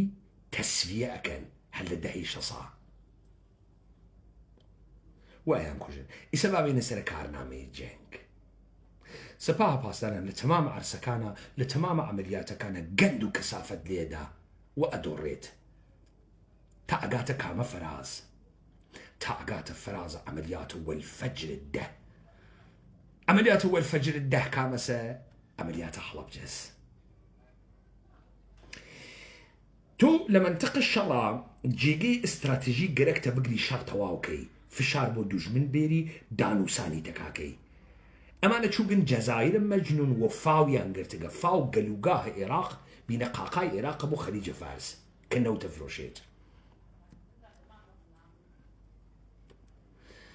بمانەت کە بعدەن ماجرای مەکفار لەن و قسەکانە جەدید محسن ڕزایی لە جریانە ئەم شەڕەهاتە دەرەوە کە ئەمریکا ئیتر دەستی لە سەدام هەڵگرتووە سەدام لە ساڵە 65 سەر لە نوێ ئەرتشەکەی باسازیە کات و چەکە تازە تێرێ سازماندەهی ئەرتشەکەی کات و سەدام بە قودرەتە تەمام و ئیستەهێزی هەست جەنگە نەفتکەشا ماجرای ئەرباسە ئێرانی ئەمریکا تەهدیدە سەدام حوسێنەکا کە ئێشێ سۆڵح کات دەی ئیستە سەدام حوسێن ئەرتشی تەچیز کردگە تەهدیدە ئەمریکای واوە سەرەوە خۆمەینی ئیدعای ڕەهبەرە کاریزماتیک بوونەکە هەجگویەکی نەخوارگە سپای پاسدارانی یەک لە دوای یەک خەریکە شکستە خوا بەغای پێنەگیریا هیچ بەغای پێنەگیریا بۆ ئەربابە ئەمریکایی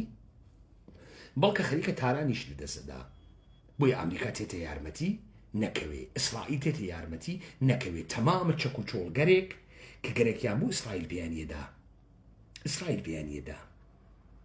ئەم سپای پاسدارانە سپای پاسداران هێزەکانە جنوبی کۆئەکاتۆ سوالە مەسە بۆ هێزەکانە جنوبتان کۆکەنەوە ئاڵایەنە سپایی بۆ ئەهەمیەتە ئستراتیژیکە هەڵەبجە چییە فاو مهمە یا هەڵەبجە بۆ هێزەکانتان بۆ سپای جنوبتان لە قدرەت ئەخەن بۆ نە عێراق نە ئێران ئەوەنیانە هێز نییە ئەم مەرزە گەورە ڕابگرن بۆیە منتەقی کوردستانات ئەوێت و جێ تەڕاتێنە مرتەزەقەیە فاسدە هەرتگلا چون ئەو ئەرتەشیانە نییە پوششی بن بۆیە تەمەرکۆزەکەن لە جنوبە و بڕێک لە جبهەی غەربی خۆ ئێمە لە ماجرایە دادگاها قیامەتیانە هەڵەبجە سابتمان کرد سپای پاسداران ئەم بێشەرەفگەلە هەڵەبجە ئەکەنە وەجه المساڵحە موقەتی بیسزایەنە ئێرانی تا لە کورد قوربانیەک و تۆقاندنێ دروستکەن تا خۆمینی کە ڕەهبەرە کاریزماتیک نییە نەدەن لێبی تۆپێنن جورئەت کات دوای ئەوەی کە ئەم گشتە هاش و هوشیە کردگەوە ئەم گشتە جنایەتی کردگەوە ئەم گشتە خەڵکەی لە ئەوایل و تا شەس بدە جبهەداینی و کوشت وە زۆر پەلە خەڵکی گرت بردنیە جبهە ئێستا خۆمینی ناتوانێت پێ بکێشێت و دوابێجە گومان خوارد ناتوانین بیکەین نێتوانی دەبوایە خەڵکە ئێران بتۆقێ دەبوایە خودە ئەوانەی کە بە عنوانە بەدەنەهای بچووکە بەسیجی و سپاهی چوون ئەرتەشی چوون ئشێ بتۆقن وەگەنە خۆمینی ئەتۆپێنن بوویە ماجرای هەڵەبجە و وەجه المساڵحەیە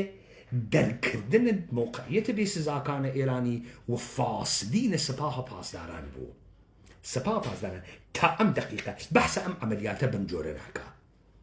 بۆ نایکا بۆ خاتری ئەوەی کە ئەمانە وەختی هەڵەبجە ئەگرن ئەو فاسدینە قەرارگای ڕەمەزانە بەناوە ئەحزابە جاکەشە کوردە عێراقی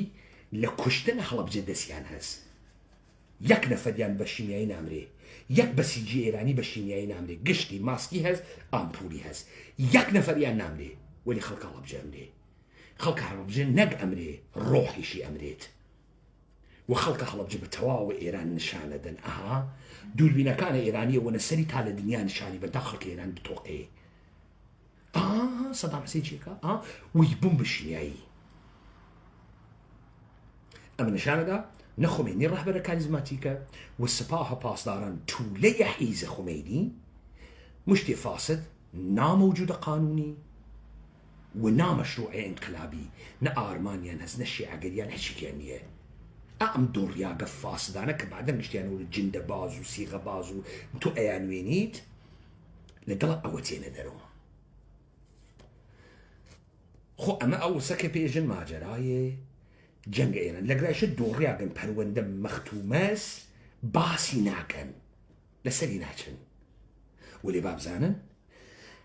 ئەرتەشە عێراق یەک فیشەک ناتەقێنێتەوە بۆ هەڵەبجە بەڵام ئەرتەشە عێراق فەروەردین 20 ڕۆژی پێ ناچێت دوای هەڵەبجە فاو ئەگرێ جەزایرە مەجنون ئەگرێ دار ئەوڕێتە بەشێک لەم سپایانە و ئەسیرێکی فرەیش ئەگرێ تاوس هاوینە 1367 بێتەقاندنە یەک فیشەک جمهوری ئیسلامی و ئەم سپا فاسدە تەمامە مەناتقێک کە کۆنتڕۆلی کردگە تێتە دەرەوتیە لە هەڵەبجە چۆڵەکە چۆڕیەکە سێ ڕۆژە قەتنامەی سازمانە ملەل ئیمزا کریاگە ئەرتەشە سەدام حوسێن تا سەروبەندە ساڵە 50 ئەوایلە جەنگە گرێتەوە دیسانەوەی گرێتەوە دەیان هەزار ئەسیر ئەگرێ لە نیروەکانە فاسدە سپاهە پاسداران منطقەی مهران و دەهلۆڕان ستادە کل لە ئەرتەشە جمهوری ئیسلامی ئەگرێت 10,000 کیلومتر مربع لە منطقەی مهران و دەهلۆڕان ئەگرێ دەوڵەتە ئێرانی خود ئەرتەشە عێراق پاشەکشایکاتەوە خۆی پاشەکشایکاتەوە بەڵام مهران و دەهلۆڕان نایداتەوە و دەوڵەت ئێرانی ناتوانێت بیگرێ ناتوانێ بگرێ باسیشی ناکە. ساڵە 91 لە شەڕە کۆیتا سڵتان حسێن چوون هێزیگەرەکە خۆی دهلڕان و مهران تەرکەکە. ئەمە کارنامەی سپاه پاسدارانە و ئەمانە پەیمانە حەیدەری نەغریەکە دادگاهە قیامەتیانە هەڵەبجە تریبوناڵ تەشکیلەدا بە خەڵکە هەڵەبجەیە کە یارە من نییە و پەیمانە حەیدەری 40 ڕۆژە تەواو چهرهای جۆرا و جۆرە خەڵکە هەڵەبجە تێرێت سابتە ئەم قەزیەکات و ئەم پەروەندە تەشکیلەدا بۆ سوپای پاسداران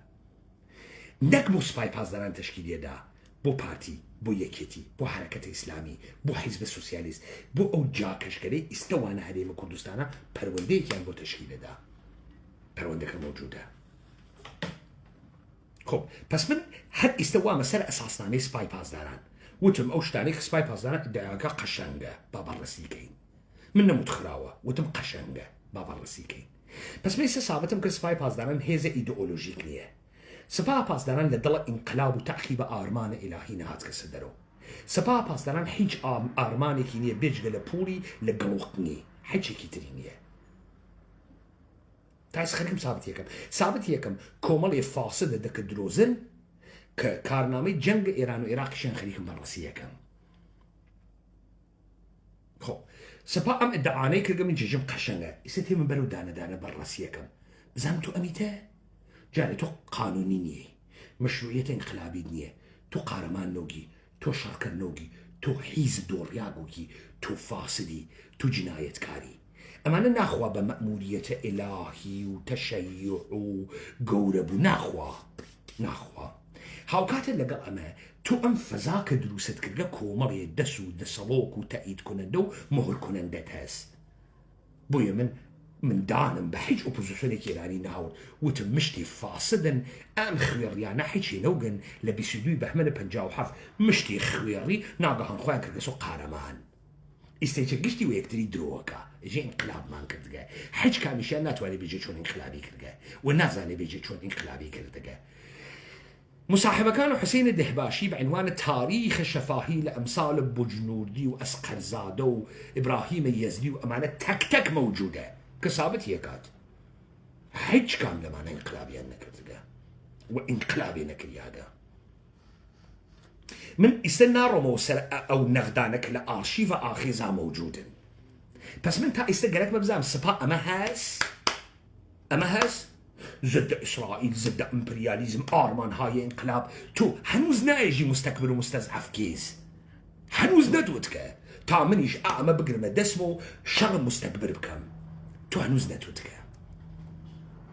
كش نازل هرجوني ميلي بيوت قياسيك إسا تو خود مستكبري يعني خود هي يعني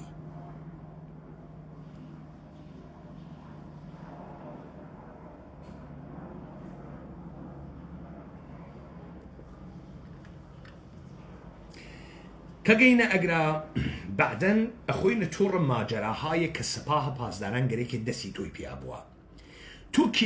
تو إنسان الناداني كأحيانا فكر كي يم مردمي موجودة تو سباي بازداران أم بيناسا كي قبول كرجة يستبيجينا ولا تو حقوق إنسان كان رعايتنا كي إنسان كان لمقابلة عويسن بكريتم أم بازي سبا أم بازي تدوران دقا تو لبي ثابت يكي تمام أم جرياناته خود حاكمية دولة إيراني موقعية بسزاكان إيراني دروسيكا بچی ثابت یەکەی بە سخنڕانیەکەی سعیدە ئیمامی لە دانشگای بۆ عەلیە کێشی جامعەی مەدەنی دروستکات فعالین اجتماعی دروستکات بە ماجرای ئیسلاحاتی کە تئۆریسیەن ئیسلاحات کێس سعیدە حەجاریان پەیڕەوە خەتە ئیمام کۆنە ئەمنیەتی ساواک و ئیتلاعات کرد تەمام ئەوانەی کە ناویان ئیسلاحاتیە تەمام ئەوانە کەسانێکن کە لە حوادثە ئەوایی لە پارادایم شیفتە 57 مشتی سپێونون تا لە دڕت تەرۆر و کوشتنی یەکتری و قەبزەی قودرەتها توانیان بۆ خۆیان تەسبیتی بکەن و ئێستا دوای ماجرایە مەرگە خومینی و دانهانە خامنەئی ئێستا لە لباسێکی تر و قەوارەیەکی ترا لە دەروونە خۆیانە ئۆپۆزیسیۆن سازیەکەن ئەکەونە بازی کردن بۆ کێ بۆ ملەتێکە مەوجود نییە بۆ ئێرانیەکە نییە بۆ ناسیۆنالیزمێکە نییە بۆ ئارمان شیعەیەکە مەوجود نییە لەگرا کۆمەڵی بێدایک و باوک قرارە بوون و ئەشراف زادە ناون ئەوە ئۆلیگارش کۆمەڵی فاسد لەکوێ پەرتاب کریاگەن لە جبهە پەرتاب کریاگەن ئەمانە کێن ئەمانە مشتی دۆڕیاگە فاسدە خوێڕیە جنایەتکارە جبهەن مشتی بێدایک و باوکت بەچی سابتیەکەی بەم قسانە من یەکەم ئەوە سابتم کرد بێت خلافە ئەمانە دابنێت بێت خلافی دابنێ بژەوانیە من تەواوە ئاسەوارە خۆیان نادەری تێرم کە واسە پس من تا ئەم دقیقە قبولم کردوتم ئەم ئەساسنامە چ قەشەنگێکە دابزانی ئەوە تۆ ئەوە هەی بزانین تۆ ئەوە هەی ضد ئیمپریالیزم و تەقیبە ئارمانە ئیلاهی و تەقیبە ئیستقلال و قانون و تۆ خۆت جارێ مەوجودیەتە قانونیت نییە بە تەجاوزی کە بە مردم کردوێتر لێ و دوابێ تەجاوزەکەی خۆت بکەیتە بەندە قانونی ئەمە نامەشروعە غەیرە قابل لە قبوڵە پەسەندیدە نیە هەر تبقە و قەوانینە بازیە خۆتە هەر تبقە ئەو فەلسفە کە مردم بۆ دروستەکە تۆ بە عنوانە قانون شێڕەکەی وە مردمە کوژی تۆ ئیدعا ناکەی من زۆرم فرەز نێرە کەرەم ئەگرامە گرتگە و چون نێرە کەرەم زۆرم فرەز ئەگرامە گرتگە مەیلمە ئەتان کوژم تو وانایژی تو بە زوانە قانون قسەکەی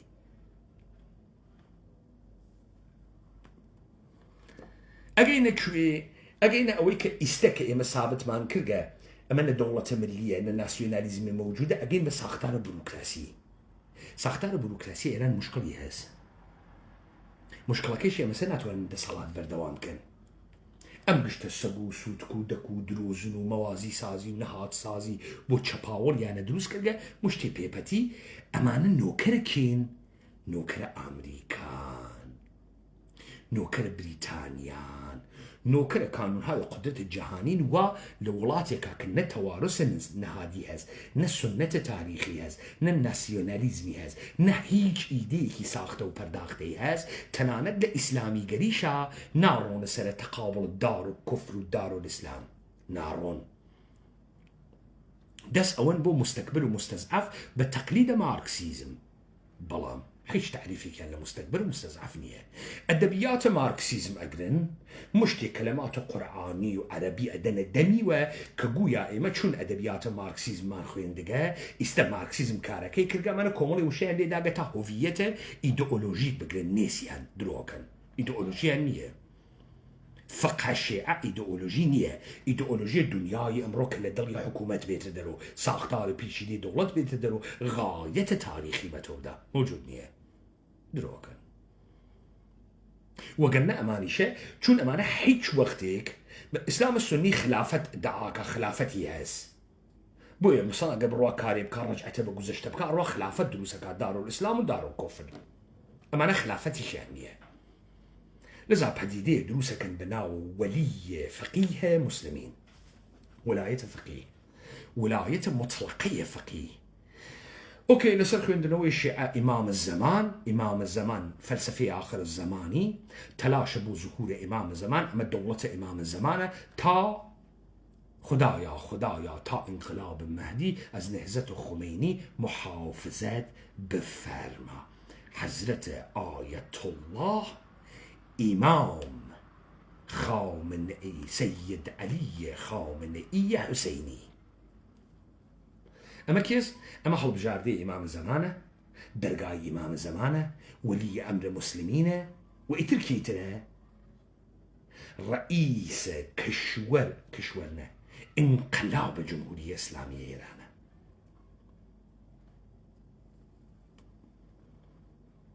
ام گزارانه بگرین امانه ادعاهای سپاه پاسداران و جمهوری اسلامی ادعای امانه اکا بمن نرکا خوی دستگاه‌های امنیتی بابزین واسه امجی قشنگ واسه و که تو نائب امام زمان قیامك و تو هاتگی جهان و شیعه رزگار کی اصلا هاتگی شیعه رزگار کی قبول معنا بابزین واسه ایسا خوینا ماجرا قليك امانه تلاش اكن تحت ناو بازدارندگی لخویان هێز نیشان بن ئەژین ئێمە گەرەکمانە ئێنەرژی هەستەیی حەقە مسلمەیە بەس پاکستان 1347 هاوکاتە تەکە هێندا دوای جەنگی جیهانی دووەم 1947 ئێلام استقلالەکە پاکستان هیچ وەخت موجود نەوگە هیچ وقت سال 1973 پاکستان اولین چک اتمی خۆی تاقیەکاتەوە. پاکستان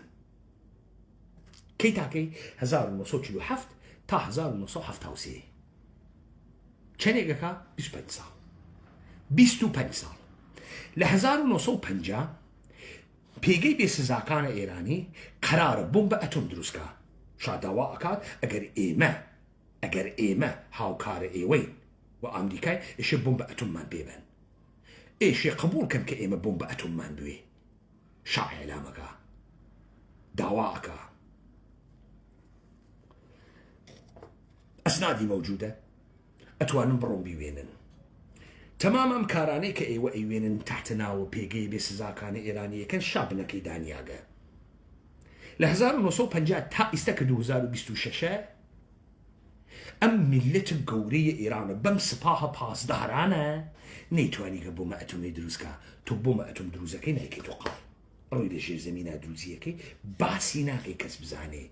لە بیرشت نەچێ ساڵە 91 رووسیا لە بین چووگە تۆ لە وڵاتان ئەوروپای شەرقی توانین دانشمەند بدزی نەبدزی بیکڕی. کەسانێک ئێستا مەعاشوچت ناگرن. تۆ هیچکام لەمانە ناکەی تا لە پڕێکە ناگەهن بە تەقینەوە و هەورە کارگی دەریخەی کە تۆ بۆمبە ئەتۆمەت هەست تەواو بوو. تۆ ئەم کارە ناکەی. تۆ ئەکەویتە قرم و قاڵکردن و نیروگا دروزەکەم و بێن بیوێن و نیروگا ئەکەویتە قرم و قاڵکردن. بعد شتێ بەناوە دەسە مجاهدینە خەلق. فۆردۆ نەتەنزە بۆ دەرەخە شورای ملی مقاومەت. خب ئینسانە ئەحمەق ئێژێ سوپای پاسداران خیرێ چەکی ئەتۆمی دروستکە. پێمانە حەیدەری ئێژێ حەقتە دروستە کردایە بۆ دروستە نەکردگە بۆ نێسێت. چرا بۆمبە ئەتۆممان گەرەکە اتفاقا گەرەکمانە قەشەنگە. تۆ ئێژی من ئارمانە ئیلاهی تێرم و مستەقبل لە دنیا لەبین ئەوەم و قەشەنگە کوا بۆمبە ئەتۆم گەرەکمانە. چۆن پاکستان هەسی ئێمە نێسمان؟ چۆن ئیسرائیل هەسی ئێمە نێسمان؟ خب ئەم سپاهە فاسدە پاسدارانە چۆن گەرەکە دژمن بۆ خۆی دروستکە بێژێ تۆ حەق نییە بۆمبە ئەتۆم دروستکەی. ناوەڵا حەقتە دروستیکەی گەرەکمانە. کوا بۆمبە ئەتۆمەکە کوا؟ بۆمبە ئەتۆمەکە کوا؟ مەوجود نییە. ئەو پس تۆ بازدارندگی ناکەی سپای پاسداران. تو جاسوسی لەگرا. جاسوسی کی؟ اتفاقا من لێ داواکەم تۆ مەگە نایژی حەفزە تەمامیەتە ئەرزی و ئێرانە بزرگە ئیسلامی و مەگە تۆ من نایژی کوا بۆمبە ئەتۆمە کوا؟ مەوجود نییە. بسیار عالی. خۆ ئیسا ئەگەینە جەریاناتە مختلف کوێ؟ ئەگەینە ماجەرای حیزب الله کە من ئەویشمە نەقدۆ کردەوە کە سابتم کرد حیزب الله چییە؟ محورە مقاومەتیش هیچ تەبینە نەزەریەکی نییە نێسی. ئیسا ئەگەینە کامە فەراز هایە کە من یەک لە دوای یەک بەحسی یەکەم. ئەوەڵەن هەرچی شلوقی کرد من وتم کارە خۆتانە لەگرا ملەتە قارەمانێ مەوجود نییە فشەفش مەکەن. من نەکەوتمە داویان ئێمە نەکەوتینە داویان. ڕزا شاو ڕۆحت شاو 96 و 88 و 98 و ژینابازی من وتم ئەم گەلحۆی ژینابازیە دەرتان هاوردگە کۆی کەن و پێتان کۆکەمەوە. لەگرا من نەهاتم بژم ما کوردە قەومی ئیتنیکی فرە قەهرەمان هەستی منێ سەر خودم من پەتیمی کنیمێ. من قسێ وامە نەکرد. وتم دانیشن لەگرا مردمێ مەوجود نییە. دانیشن کار خۆدە سپای پاسدارانە. ئێوە گشتان عاملە سپای پاسدارانن. خۆ بیسە سپای پاسدارانێکی چی بکات؟ من ئێژم دانیشن سپای پاسدارانێکی کشوەر اقتشاشگەران گرتگیانە. دیخۆ ناتوانێت بێ پەلامار من بە منیژم گوتان خوار کۆیکەنەوە بەم چیقە ناوە خیابانە قدرت جێبەجێ ناکرێت مەکەن خەریکن بازی سپاکەن. ئەویش کۆمەڵۆ دموکراتە بۆ فوەکە قۆمپۆزیسیۆنە ئێرانی بۆ فوەکە تا تۆ باوەڕکەی 20 نەفەر و 200 نەفەریشە بۆ ئۆکوژێ 500 نەفەریشە بۆ ئێدامەکە تا تۆ باوەڕکەی شتە مهمێکە. وایە مردمێ مەوجودە ئێرادەیشی هەست.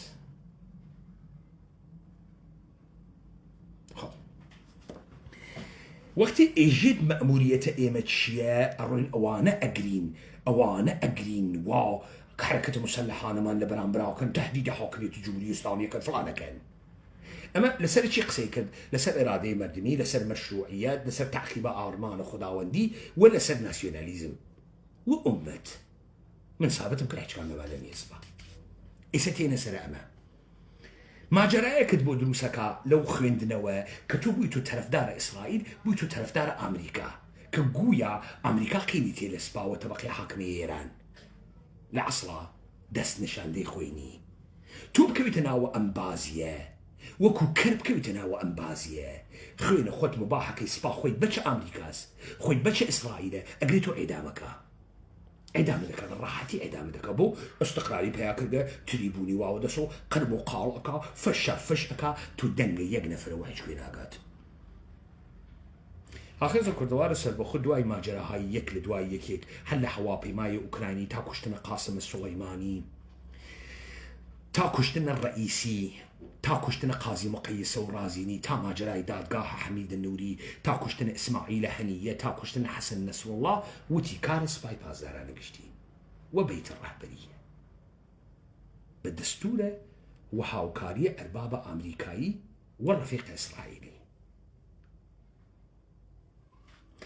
ماجرای جنگ دوانزە ڕۆژە پەیمانە حەیدەری وتی ئەمانە خۆ ئارمانێکیان نەبوو خۆ ئینقلابێکیان نەبوو ئەم زارت و زرتە تحت نام و وعدەی صادق وەسە حکایەتەکەی فستو بەڕەب بالکەعبە کاورە ئیدئۆلۆژی نەبوو ئێستا ئیشی ماجرای ئیسرائیل تەواو کاتا بەرەو دەموچاو و گۆڕینە سێوەم بڕوا گرفتار و گەشی بیگۆڕێت ئەوە بوو کە عیدێ سەپاهیان کوشت دیسانەوە بە هاوکاریە بیت ڕەهبەری و بەخشێکی فرە لە تەبەقەی حاکمیەتی ئێرانی تۆ دید یەک سپایی دەنگی نەکردەوە خۆ ئیدعایان کرد ئەمە هۆشە مەسنوعی و بەرتەریە تەکنۆلۆژیکە درۆ ئەکا وەکو سەگ خۆیان ئادرسی یەکتری ئەدەن خۆیان لە سەردارانیان کوژیا ستادە کول لە ئەرتشیان کوژیا فەرماندەی سپای پاسدارانیان کوژیا دوو فەرماندەی خاتەم الئەنبیایان کوژیا گەشتیان داوە کوشت دەمیان نەکردەوە تۆ نەدی 4000 نەفەر لە تەبەقەی حاکمە بگرن ندي لنا هاتاي أمنيتي لو وزارة إطلاعاتنا وزارة موساد حفاظة إطلاعات إسبانيا آمون إسرائيل تو ندي عدية بقرين هاي اتفاقنا كفت أما وارد الشرايط خلايا قدرة بون يسا روايتي كتريان قريكا دي سانا وأمريكا ينهاور تحت ناوى ويك أمريكا هاتق التهديد وجودي مان بكا تجري طلب بيري وإسرائيل بيري وأخدود خاموشي كشيان دروس كرت مش تيد الله حيزو شو أنا نهاد تلو كأمانة فربنا آينده دروس ينكر بازي سحنيان شيران آخر كردوار سد بخواد وتي مكار خوت أنا هيش مردمي أو شهامتينية لنا وخيابانا وماشين بروات سريع كتري مردم بدبخت نفامتان كيشاق سنا وخيابان أويش بالشبكات ببول بإمكانات بحسلهاي مختلف بفراخان كسي نهي تدرو كاوريكر خون نفير اخوانية فراخان من داغ خلف شعري بواتك دي سخو دولار قران ترى خو بنهي تدرو شرايتك يستخو قراو ترى بنهي تدرو تو وايت وزعية الشكلان ده بنهي تدرو اي اخي ريخي كل شابو فراخان نادا بنهي تدرو فراخان يا دسلوكا كان حيزة كرد بازيا كان سباي بازداران كومولو ديمقراطو باكاكي حيز ولا بيتانا دكانيان داخست ولا بيتانا لسر أما جراية أم جنگ نمايشي تشيوت داد قستري إيران تشيوت وتي زبط مالا أوانا أكين زبط ماليان أكين وشلوق أكن نيوت شيخ كرسة طلب قاشتي دارتشو خوي شاردو سؤال دولة إيراني من حق وقت وتم كاوراي حيز دوكان داخل السقز السنة شون مجوزكي باطلاكي شون زبط مالي ناكي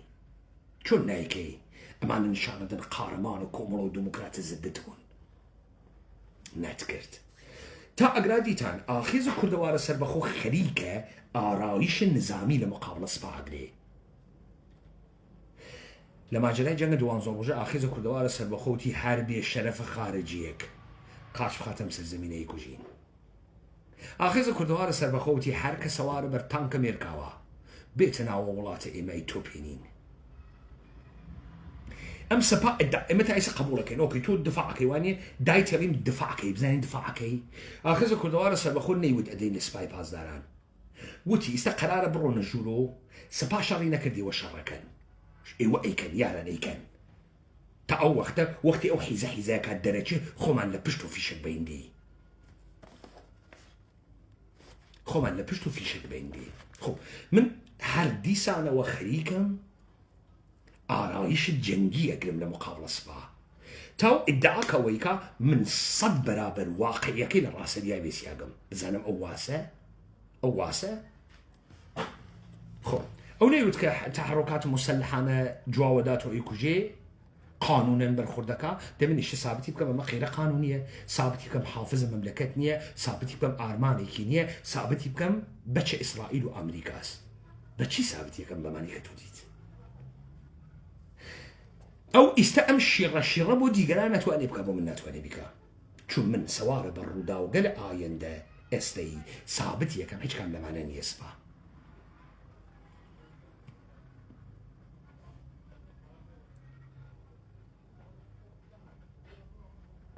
لما جرایم جنگ چل ڕۆژە من بە تەمامە یارانم دەستورم داخوایان مسلحکەن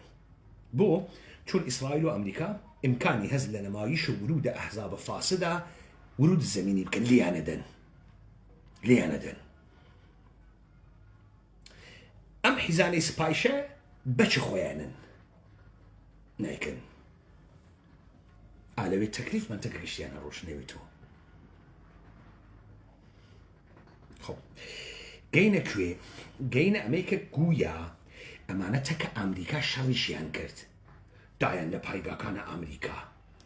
خۆ بیستە تۆ ناتوانێ ئەم حساوە بکەوە داگیانە لە پایگاکانە ئەمریکا تەنگی هورموزیان بەسکەسەوە بام بەڕاستی گەین خۆ سوال ئەوڵی کە پەیمانە حەیدەریەکە لیانێژێ ئۆکەی گوێ بگرە تۆ نەیەژی شیعەم خۆ ئیستا من ئەگەر جمێنێ بەمە شیعەت و ئیژی جمێنە داگەوەت باوەڕهای مردمێ نه من ئەوەڵ دەفە پندێکی پێشینیانە ئێرانیت بۆ باسەکەنێژێ احترام ئیمامزا واوە خامەکەیوە احترام ئیمامزا بە متەوەلیەکەیسی یعنی تۆ ئیمامزا مەرقەیە دابنی مەرقەکە پاک و خاوێن بکرێت و مستراوەکانی بشۆرێت ڕەنگ کریاوێت ڕوتەمیزوێت خەڵک تێتە ئەوێ پولیشی تێخات فکریشەکان ئیمامزا فرە محتەرەمە بەڵام ئیمامزایە کوڕە پێغەمبەری شوێ لەوێ مردووێ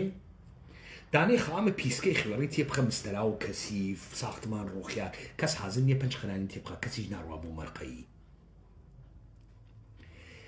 احترامە بە شیعە کەسێکی وەکو تۆ دروستیەکە لە ئیدعایەکە کە ئەیکەی مثال دەم سپای پاسداران ڕۆن و چووگە سەناوە هەرچی شتە بەشێکی تەبلیغات و پرۆپاگاندا و سینەما نییە با ڕەوەندێکە بۆ بەحسکەم ئاغای شیعی سپای پاسداران تو سریاڵە حوسێنە دروست کرد سریاڵە ئیمام عەلی دروست کرد سریاڵە وڵایەتە عشقت دروست کرد ئیمام ڕەزا ئیمام عەلی ئیمام حوسێن دروست کرد من دیم نە من دیم تەمامە ئەم مەردمە دی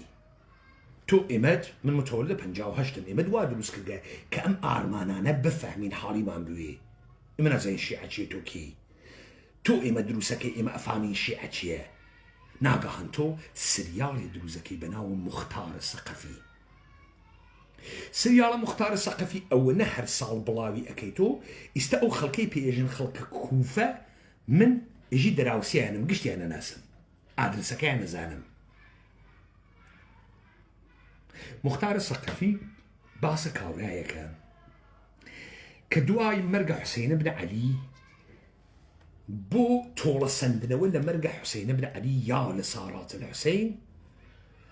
تەمامە قاتڵینە حوسێن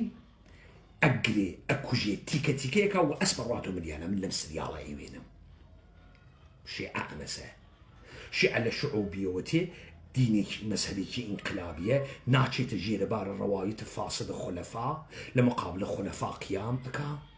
شیعە ئێواژن نوێژە جمعەتان نییە تا پارەدایم شیفتە 57 و ئێستێشە تەلاشە بۆ زوهور ئیمامە زەمانەکەن. عەلی خامنەی رهبر مسلمین جهان، نائب امام الزمان، ولی فقیه جمهوری اسلامی ایران، رهبر یەکێک لە فرقەهای گەورەیە، مەذهبهای گەورەیە، دینە گەورەی ئیسلام توسط صهیونیزم، سلیبیون، کفار ترۆر کریاگە. ئەدەبیاتە خۆتانەها منێژم قەشەنگە، شێعەگەری قەشەنگە، ضد ئیمپریالیزم بوون قەشەنگە، قەشەنگە منێژم قەشەنگە، خەیری قەشەنگە. اوكي ئیسە تەوەقوعێکە من لە سوپای پاسدارانێکەم ئەها ئێژن ئێوە فشارتان هاورگە بۆ خوبرەگانە ڕەهبەری مجتەبای خامنەیی انتخاب بکەن. فشارتان هاورگە خوبرەگان کێن؟ مشتی ئایەت الله مرجع تەقلید و کۆنە حیز و مەلا و ئەمانە مەگەر نیەن. تۆ فشارە هاورگە مجتەبا هاورگە سدەرەوە. اوكي سوپای پاسداران بۆ فشار نایری بۆ ئایاتە ئەعزام الشیعە، فتواي قصاص النفس آمرين قتل ولي أمر المسلمين بن آغجان أم كاربو خوتان بكن وقلنا هركسيك لولا وحلسي مرجع تقليدي الرهبر قوري مذهبي بكوجي تو خليك الدسبر ليداني تو سازماني قدرتي وهيزي وبوري وباوري بس يجمر دميتو وشكيتو بهباديتو مشكيتو فتنيتو سباها بازا برستوتو كنشكسي غيتو تمام أمانة هي مليون إيراني دبلاو كرقا بالدنيا قشتي خليكة كاربوتو لشبكة هاي بولشوية توان بو فتواي قصاصة سران أمريكا، ارتشاء أمريكا والدستگاه ادمنستريشن أمريكا قاتل خامنئي. سران إسرائيل، ارتش إسرائيل، سران ولاتان خليج نادي فتوى تشتكنيها فتواست اليوم محدور الدم وبالأحدية حر مسلم يكبيان كجي وكو فتواقي خميني بو سلمان رشدي كاغزيك بو نيدن 15 حجي آية الله لنورية حمدانية فاسد و تا ما بقيه مگر هو مرشد خمینی خامنه‌ای نبود، نوری حمدانی تا ما بقيه تا او سیستانی سپیونی نجف فتوا بن ازن بو فتوا نادن بو من قوله موشككانتان ناخو بو پایگاهای امریکایی بابا تقاندنەوەی چوار ساختمان کە ڕەفیقەکانە ترامپ بێن دووبارە سەر نێپۆڵ عەرەبستان بسێنن و بیسازن یا ئەو ساختمانانەی کە ئێوە تحتناوە بۆمباران ئەمریکا و ئیسرائیل لە بینتان بردگە کە شرکەتهای ئەبەربدهێکارن هەر لە پەترۆشیمیە پارسە جنوبی و گرتگە تا ڕائاهەنە تاران تا ڕائاهەنە مەشهد تا شرکەتهای مختلفە ئالومینیۆم و فولاد و ئەمانە ئەبەربدهێکاران خۆتانن پوڵهایەکن کە دزیکتانە لە بانک مرکزی وامتان گرتکەوە بانکایەکی تر داتان لە ساختمانەکە لێتاندا تحتناوە جەنگ ئێران وە کەشوەرە بێگانە ئیستا قەرزەکانیان سەفر بۆ چۆ گیرفانتان تەبەقەی حاکمی ئێرانی سۆحاش تحتنامە گەشەیە ئابووری و شغل سازی و نەوتفرۆشی و تاڵانکردن شروعەکەنە ساختمان سازی دووبارە ئەزنە و ساختمانە سازنەوە ئازنەوە بۆ فتوا نادەی فتوا وەسەر گولەی وێڵە سایەیە مەرگ بەسەر ئەمانەی کە ترامپ 2 ساڵێتر ڕئیس جمهورە نتانیاهو ساڵێتر نەخۆست وەزیرە خاندان فاسد سعود و ئال نەهیان و ئال پسیان و ئال ئەحمەقیان و ئال سەباح وەکو سەگ لەم فتوا ئەترسن حتا ئاخر عمریان تا ئەتوبن هەر لەحزە منتەزرە مەرگە تەسادوفین بازیەکە جدیەوێتەوە بابا تو بچ ئامریکایی تو ئەگەر گەرەک تو ئامریکا بتۆقێنی تەساعود و خشونەتەکەی تۆقێنی زۆرە شیعە نیشانە دەی زۆرە دوگماتیزمە مەسەبی ئۆرتۆدۆکسیە مەسەبی نیشانە دەی بۆ نایدەی وە دەردەکەیە خوا خەنجەرەکەی ڕۆژە تەنگانەس سوحانەکەویتە ڕێ مشتە سیغەی بەهێنێری بەرەو حرەمە حوسێن من احترامم بۆی نییە ها من شیعە لە ڕێگەی مختارە سەقەفی وەناسم لە ڕێگەی گریەکەرە حرەمە حوسێنی ناناسم ئەگەر ئەڕۆی ئەگریت لە حرەمە حوسێنشی بوویتۆ مختارە سەقەفی یا سەربازە مختارە سەقەفی خۆ ئێستا ئێوە ئەزانن چه ئتفاقی کەوتگە من دیسانەوە ئەمشمە لێ دەرهاوردگە ئیستا ئەمانە گەرەکیانە سوورەتە سێوەمە دەوڵەتە ئێرانی دروست کە من کارێکیان دەکەم سوپای پازداران شێ ناوی نەمێنێت شێ لای ئەوەن ئیستا تۆ ئەمێنی تحتە ناوە مزاکرە سێرکە ئەدەن لە قنی یەکتری دوو مشک بخەین بۆ یەکتری دوو نەفەر بکوژنێ ئەمە هیچی نییە بۆ شەڕە تەواویان تەکا ناکەی بۆ وێسیاگی مەگەر تۆ نایژی شەڕ وجودیەکەم بۆ وەختی حەملەت ئەکرد ئامریکا هێزە پیادە نظامی نەبوو سەگ باب بۆچی هێزە پیادە نظامە نەکردناوە دوبەی بۆ نەتکردناوە کوێیت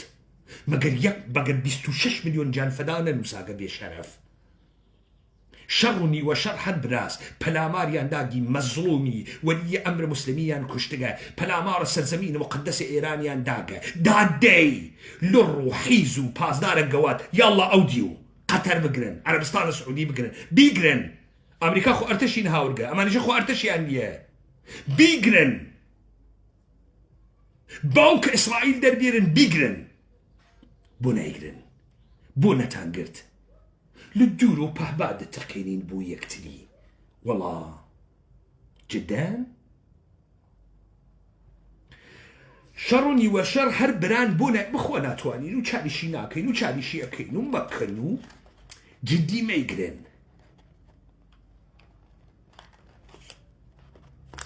ئەربابە تەنگەها دروستەکەین با تۆ فکرەکەی توانێ ئەمە پەرتاب بی بڕۆ یە ئەدەی تربێری تحتە ناوەوەی کە ئەمە حکوومەتەوە ئەمە دەوڵەتەوە ئەمە ملەتەوە ئەمە ناسیۆنالیزمەوە ئەمە غیرەتەوە ئەمە قودرەتەوە ئەمە شیعەت تەواو بوو ماجەرەتەوە بوو خۆ ئیستا بڕیار وا لە دەسە منە من ئەو ڕۆژە وتم بەرە بەورەکە پاکەکەمەوە بەرە بەورەکەم پاک و کردگەسەوانیە بۆ لە ڕۆژە ئەوەڵ بە فیشەکێ لە سپا دەسم پێ نەکرد بۆ چون ئەو وەختە ڕوبەڕوو ئەوم تەکە ئەم ئارایش نظامیێوانم گرتم لە بەرامبەر ئێمە هیچ ملەتی نەوێسیاگە لە بەرامبەر ئێمە هیچ ئینسان و مستەقل لە باشەرەفی نەوێسیاگە لە بەرامبەر ئێمە هیچ شیعەیە ئارماندارە معتەقدە بە شەهادەتە حوسەین نەوێسیاگە لە بەرامبەر ئێمە مشتی ئەبزار بەدەست کە ئەسڵحیشیان واوە دەسەوە وتابع قلوقنيانا بنا وسباه موجودة. اوكي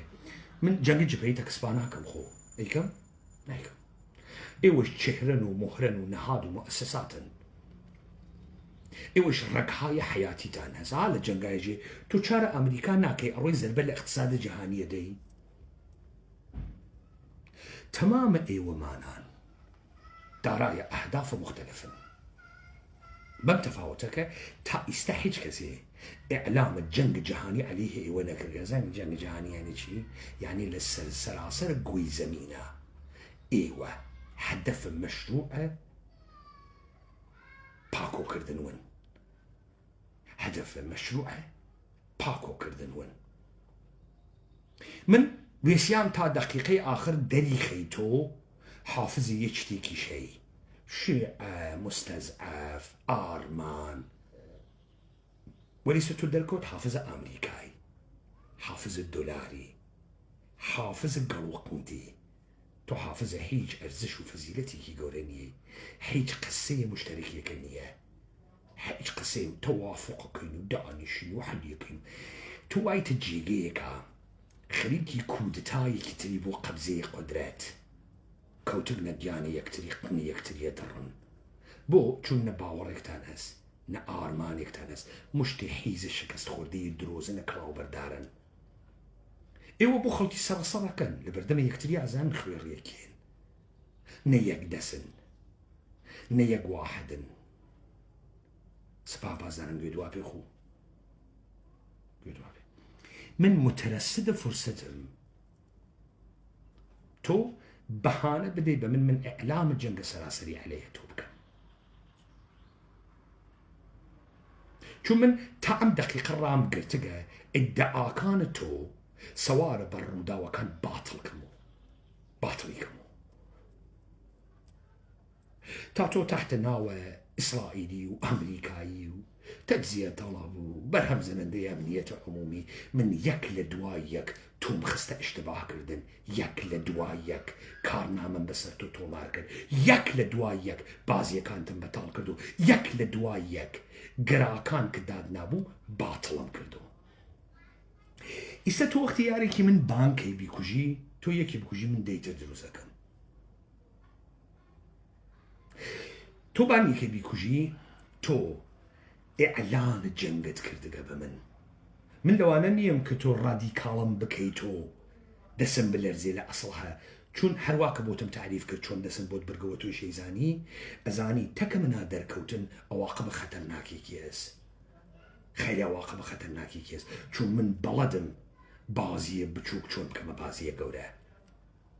بەڵەدم چۆن خوێنە لێبێرم و لێت بێرم و تەبعاتە گەورەت پێ بدەم بەڵەدم من ئەمە بەڵەدم بين سرية كتير نجتماعي وبارتي ديمقراطية كردستان العراق داني يكره أحمق بنا وأسايش بريارة من بقري وبيارك منيش بترسيت نزاني كيس أقل يارة من نزانت كيارة آخيزة وإنسان معموليتي هودرياغة ناو السليمانينية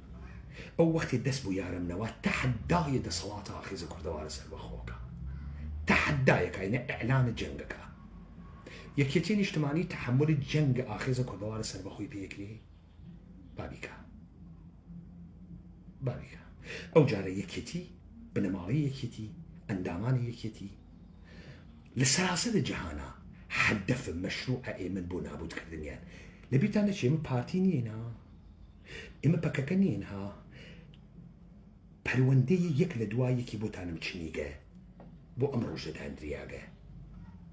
فرازە گەوریشیان هەڵەبچەس ئەنفالە تۆ نەک هێزە کورد نیت تۆ هێزە فاسدە شەیتانی کە هاتگی کورد نابوودکەی فرازێکت هەڵەبچەس تۆ فکرەکەی من پەروەندەکەی هەڵەبجەم بەستگە تا کودتای کنگری پنجم نامشروع تا تاریخ فاسدت تا بچه قرارگاه رمضان بونت تا کردایتی که نیستن آمن به گۆرانی هەورامی ثابت یەکەم تەمەدونە کورد چۆنە تۆ لە کوردایەتی دەسێ دەمە قۆپانە گرگەسە بەر و زەڕە زوانێکەکەی وا ناتوانانی قسەی پێ بکەی لەویشە ثابتم کرد تۆ هەر هیچ کام لەوانە نییەی لەویشە ثابتم کرد من بە گۆرانیەکی دەهاتی جەهانە کوردیم دەراورد وا تۆ 100 ساڵە تەوانە یەک دێڕ لەم کارتەنەوگە پارتی دموکراتە کوردستانە عێراق ئێستا ئەزانی وەختی پەروەندەم بۆ دروزە کرد لە ماجەرای عیسای پژمان تا شۆڕشە ئەیلولت تا ئاشبەتاڵت تا ساڵە 91 تا 2003 تا ماجەرای ڕفراندۆم بازیت خەریک بووم ئەو ئیدعائەکەی گەڵدەڵپن بەناوە کوردایەتی گشتی باتڵکەمەوە باتڵکەمەوە کوسپای پازاران تۆ نەک ناتوانی بسەڕێنی نەک ناتوانی بێژی دوژمن پەلامارمانی داگە بەڵکە خوێنە خۆت و زۆڕیەتە حەڵاڵەکەم ئیستا با بێژم تەوانە بازدارندەی من چییە من ئەمزانی من نەفەرێکم ئیمکانی هەست بمکوژن بۆیە من بۆمبێکی ئەتۆمم بەناوە جەهانە کوردی دروست کرد کۆمەڵی شاگردم پەروەردە کرد تۆ بێژە فرقە پەروەردە کرد تا ئەمە هەر وەختی دەستی بۆ ئەوەن وەکو بۆم بە ساعەتی بدەقێتەوە من وتم یا وەکو مەسیح خوێنم بە سەلیب و نابوودتانەکە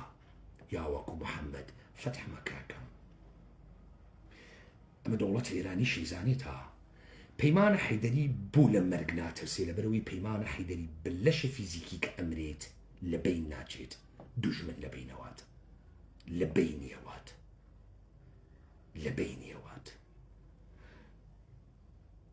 تۆ ناتوانی یاری من بگری چون ئەگەر بیکری ئیعلانە جەنگ بە منەکەی ئیعلانە جەنگ بە ئاخێزکە پەیمانە حەیدەری تۆ لەو موقعیەتە ناوێنی ئەو سوژەکی تەبوێت پەیمانە حەیدەری سوژەکیە کەستانی قبول نەکردە مشتێ ئۆبژێ وەقمۆکریاگن ئیستە بیان و بەرە دەسم تا بیکەمە قیام لێت بێرە دەسم دەمێکە بە شوێنەوە بیان واگەڕێم من ئەوە نییەم تۆ تەقاندنە دوو فیشک تەواویکەی من أما أكمل راپەڕین دەسەرتۆ پاک دەکەمەوە و تۆیش ئێستا زانیت کە شەڕ چۆن ئەکەن ئەمە شەڕە و من ئارایش جەنگم لە بەرامبەرە تۆ ئاگرتگە و تەمام ئەو پەروەندەگەلە بوتم دانیاگە ئەوە گشتی مەسیرە شەڕ بوو تەمام ئەم دیبەیتانە ئەیکەم وا پەروەندە لەسەر پەروەندە داعەنێم ئیسا ئەبعادی چۆنە چۆن دەست ئەخۆی چۆن جواوەکە ئەوێنی تۆ خواهی دیت تۆ جێگەت هەست ڕەگە حەیاتیت هەست ئەفرادت هەست پەراکەندەی وە جەهانە قاچ لە سلێمانیە خەیتە دەر قاچەوا لە سلێمانیە ئوروپاتی ئەمریکا ڕۆی کانادا ئەچیت کاسبی ئەەکەی پوڵت هەست فرشتێکت هەست تۆ ئێلانە جەنگە وا بکە تا من پێت نیشان بەم جەنگ چ شکلیە تام پێت نیشان بەم یەکێتی بنبەڕەکرێ پارتی بنبەڕەکرێ کرێتە ناوە زێراب گمیزی شەکەنە سەریا دیکەن دەوڵەتە ئێرانی تۆخمەم کارەی نییە تۆ تۆخمت هەست من ئەبایەکەم نییە 2000 نەفەریش بەمە کوشت وەرێ 2000 نەفەرێک من ئەیدەمە کوشت تاوانێک دروستەکە کە نابوو دەوی من کەسێ ناهەنێرم بڕوابا لە پایگاهێک من ئەزانم کێ بۆ کوێ هەنێرم ئەزانم چۆن بەرخۆردم تەکتاکەرگە پس ئێوە نێنە ئەو جێگەیە سوژەیە کە بۆ منی تعریفکەنەوە منیش دەسم لە وەرگە ساسڵەها من هەر خۆم پەرتابەکەمە بەرامبەرە تۆ بزانم تۆ کەی غەڵەت ئەەکەی زانی بۆ دەبێ غەڵەتەکە تۆ بیکەی و منەوە غەڵەتە پێکەم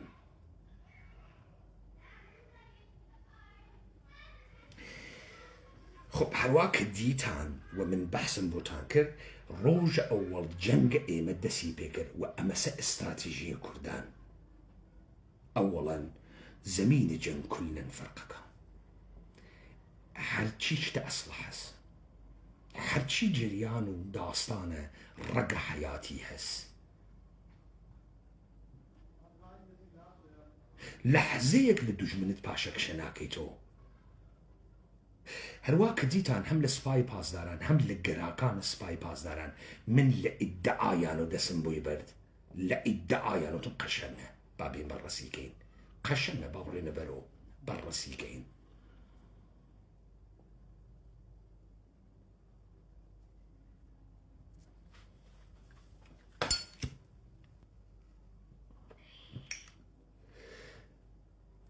ئەمێنێت و سەر زۆرە ڕەقە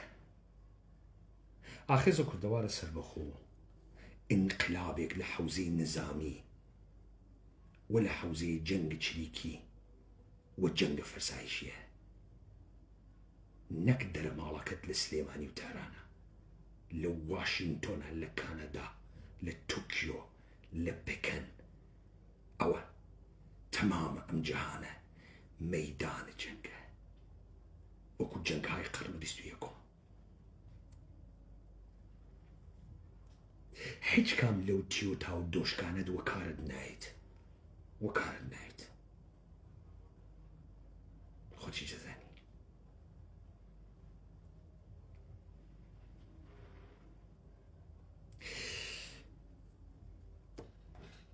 خب ئەمانە مەقولاتە بە تۆرە کولیەک بوو کە وتم دیسانەوە تەوزی هاتە وردیگەرەکە تا ئەوجار دانیشین بە مثالهای ورد وەسەری بین بەڵام ئەمانەی کە من بۆ ئێوە وتم و متوەجه بوون تا بزانن کە شەڕ ئستراتیژی هەست و کوردان ئستراتیژیان هەست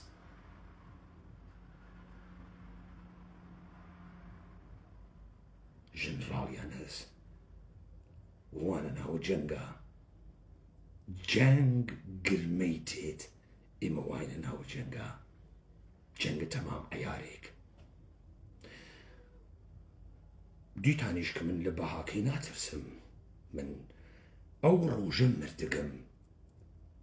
کە ئەم گەورەی و عەزەمەتمە نەمێنێت هەر کەسێ تەحەدای عەزەمەتمان بکات زۆڕیەتی لەبینەوەی دەبینیەوەی ومن هم بمتنك هم بخوم هم بتعليماتي كأيدم هم بياراني كدروسم كردقه